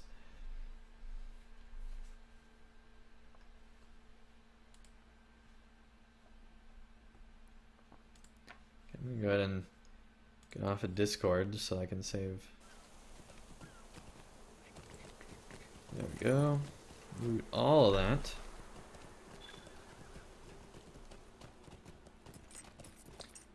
Alright, we got earrings that aren't as good. Go ahead and ash that as well. Okay. Featured instance. Let's see here. Oh, it's because you were looking to the side as if off to a different screen. No, it's just I'm really close to my monitor, is the thing. Here we go. Barter. These are troublesome times indeed. There we go, we can get 2. We are 1 away still. We'll have to head to a skirmish camp in Minas Tirith. We're going back to Minas Tirith. Or there might be one here, actually, that we'll go to. Okay, we'll go ahead and apply these 2. We're getting so close.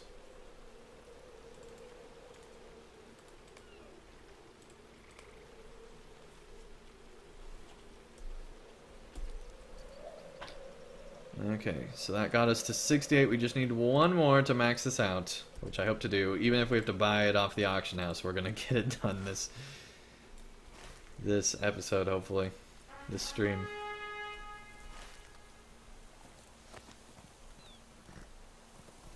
Alright, take care, Justin. Thank you so much for joining. Alright, is there a skirmish camp? Are these skirmish? I don't remember if they are.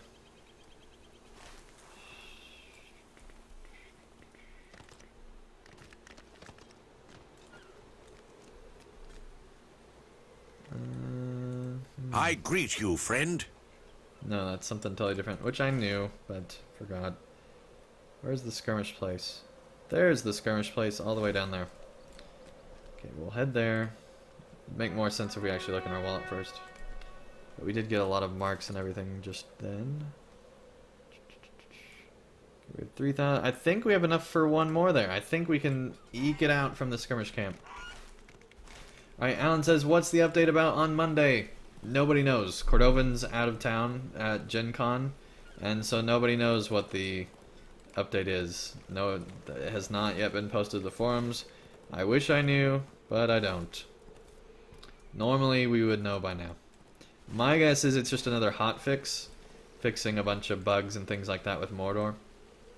I doubt that there's much, if any at all, new content with it, considering that a lot of people are still making their way through Mordor, and typically they wait about a month after a big release like that before they add in new content with like raids and instances and things. So, let's see. Okay, let's figure out where the LI guy is. Curiosities, cosmetics, crafting, everything but what we want. Classic, who are you? Currency, legendary items. How may I help you, friend? Here we go. Anfalas Scroll of Empowerment. Barter. Oh, there we go. We got our 9th one for tonight. There we go. Now that one is maxed out as well. You'll notice can't use any more mithril, and it changed color. Eventually when it gets all the XP, it'll be looking like that. I'm not going to waste my XP things on this because I'll get the XP very quickly to where it's not worthwhile. But yeah, we'll get all the way up to 146 critical damage multiplier. We already have an extra 30% damage basically for ferocious strikes. We'll work on getting the rest of this eventually.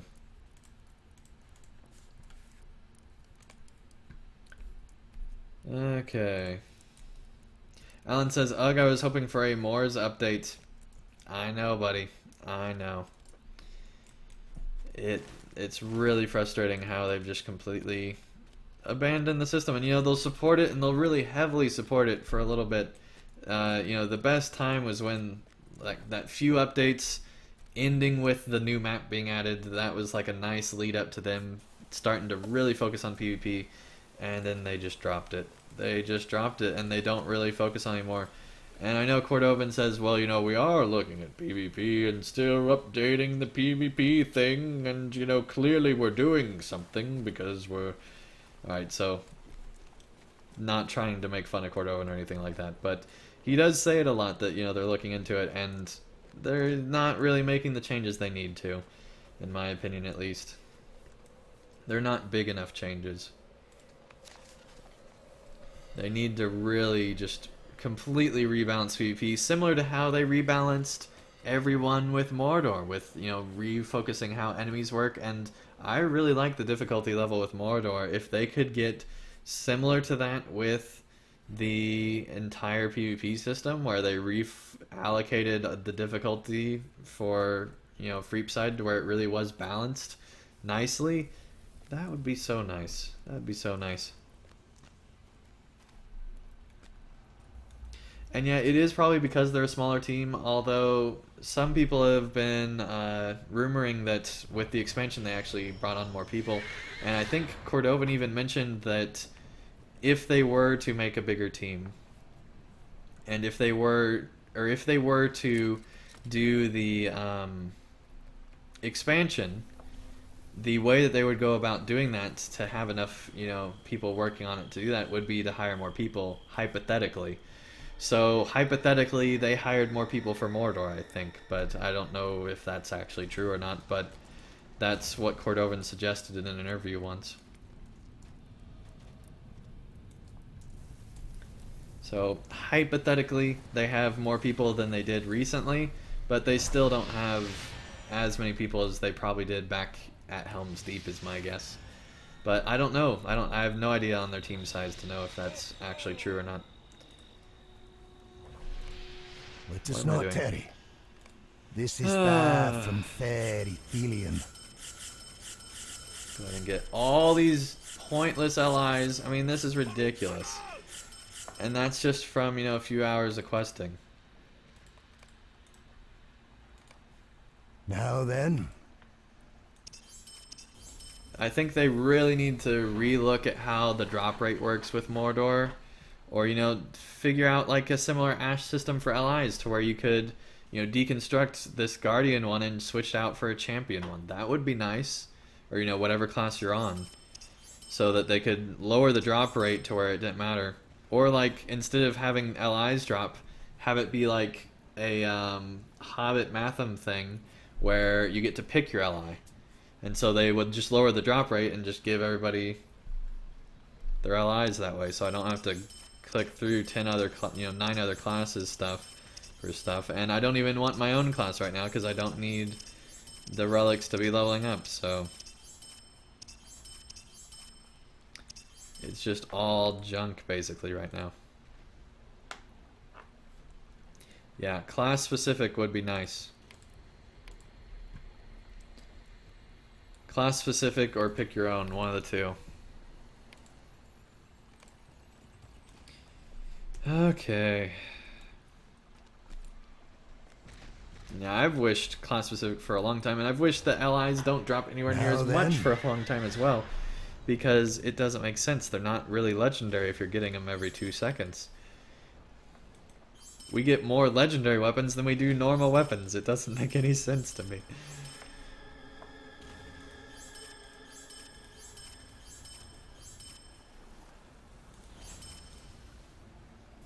And just so much junk. Let me make sure that wasn't junk. And it's just a shame that I'm selling off, you know, all these XP things as well, because for LIs, I just don't need them.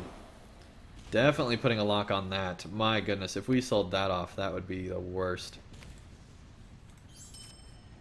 And that, we'll figure out what that is in a second. I should probably be looking, making sure that this isn't like stuff I can switch over to Ash.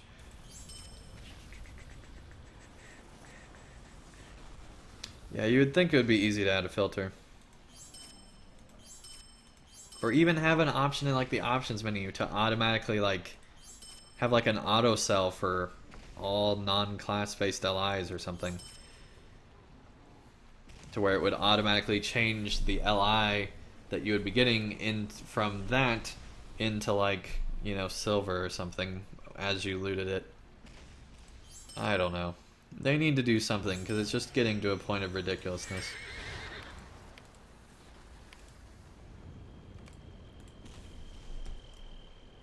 And we got more of these wasted steel boxes. I'm thinking about maybe doing a video of me just like buying a bunch of LOTRO points and just opening these boxes just to see how horrible the deal is. Or if it is horrible, I don't know for sure. Let me know in the comments of, you know, live chat here or later on in the comments of this video if that's something you'd be interested in seeing. Okay, that's a small furniture decoration. That's what that is. Okay, I'll save this for putting it in my actual house. I'll put it in the vault once I get a chance. Cool. That's really cool that they gave you a small furniture item and you get the actual like book. Very cool. Okay, well, that does bring the stream to a close. It went on way longer than I expected, so that was fun. I did not expect Adrian to join in. Once again, be sure to check out his channel. Check out Christian's channel, he mentioned it earlier on. PC Games Guy, I believe. And yeah, check out both those channels. Big thanks to both of them for joining in the stream here. And this has just been a lot of fun. If you, for whatever reason, have not subscribed yet, feel free to do if you want to. It doesn't even send you emails if you don't want it to. You can change your YouTube notification settings to figure that out. It's just adding a number to the total. And basically in your sub box, which you can look at by clicking on the top left on YouTube and going to subscriptions, you can see all the videos that you're subscribed to. It just puts my video there if you're interested. And the main reason I'm asking that, for you guys to do that, is because I'm getting really close to 6,000 subscribers, and so I'm really excited about getting to that, and so if you guys subscribe, it just gets me there that much sooner. So that would be really cool. Also, feel free to like the video if you enjoyed it. Thank you everyone so much for joining, and I have no idea when I'm going to be streaming again. I'm really trying to focus on doing Let's Play stuff, but because of all the YouTube drama that's been going on with their new monetization policing system, I've just not been able to focus on getting videos recorded, so I decided to just do a quick stream because I didn't have enough time to focus on getting stuff edited. I do have 4 more Mordor videos already recorded. They will finish out a Dune, and that will then lead us into stuff beyond a Dune, which we'll hopefully get to this coming week on my channel, which I'm excited about. So hopefully there'll be another one of those videos tomorrow and continuing on daily throughout the week. And yeah, I'm just excited to keep making my way through Mordor. I'm really enjoying the content. Hopefully you are as well. And I will see you all again real soon for more just Mordor content coming up in the near future. Thank you everyone again so much for joining. And we finally got 2 of these maxed out. I'm excited. We should have been working on this more. The main thing is I had been giving my Anfalas scrolls I've been getting on this character to my Lore Master. So my Lore Master is way better geared than this character is, because I needed it to be, because Lore Masters are much weaker than the champion. So that's kind of the reason that was the case. But it was just a fun stream. Thank you everyone so much for joining, and I'll see you again real soon for more content.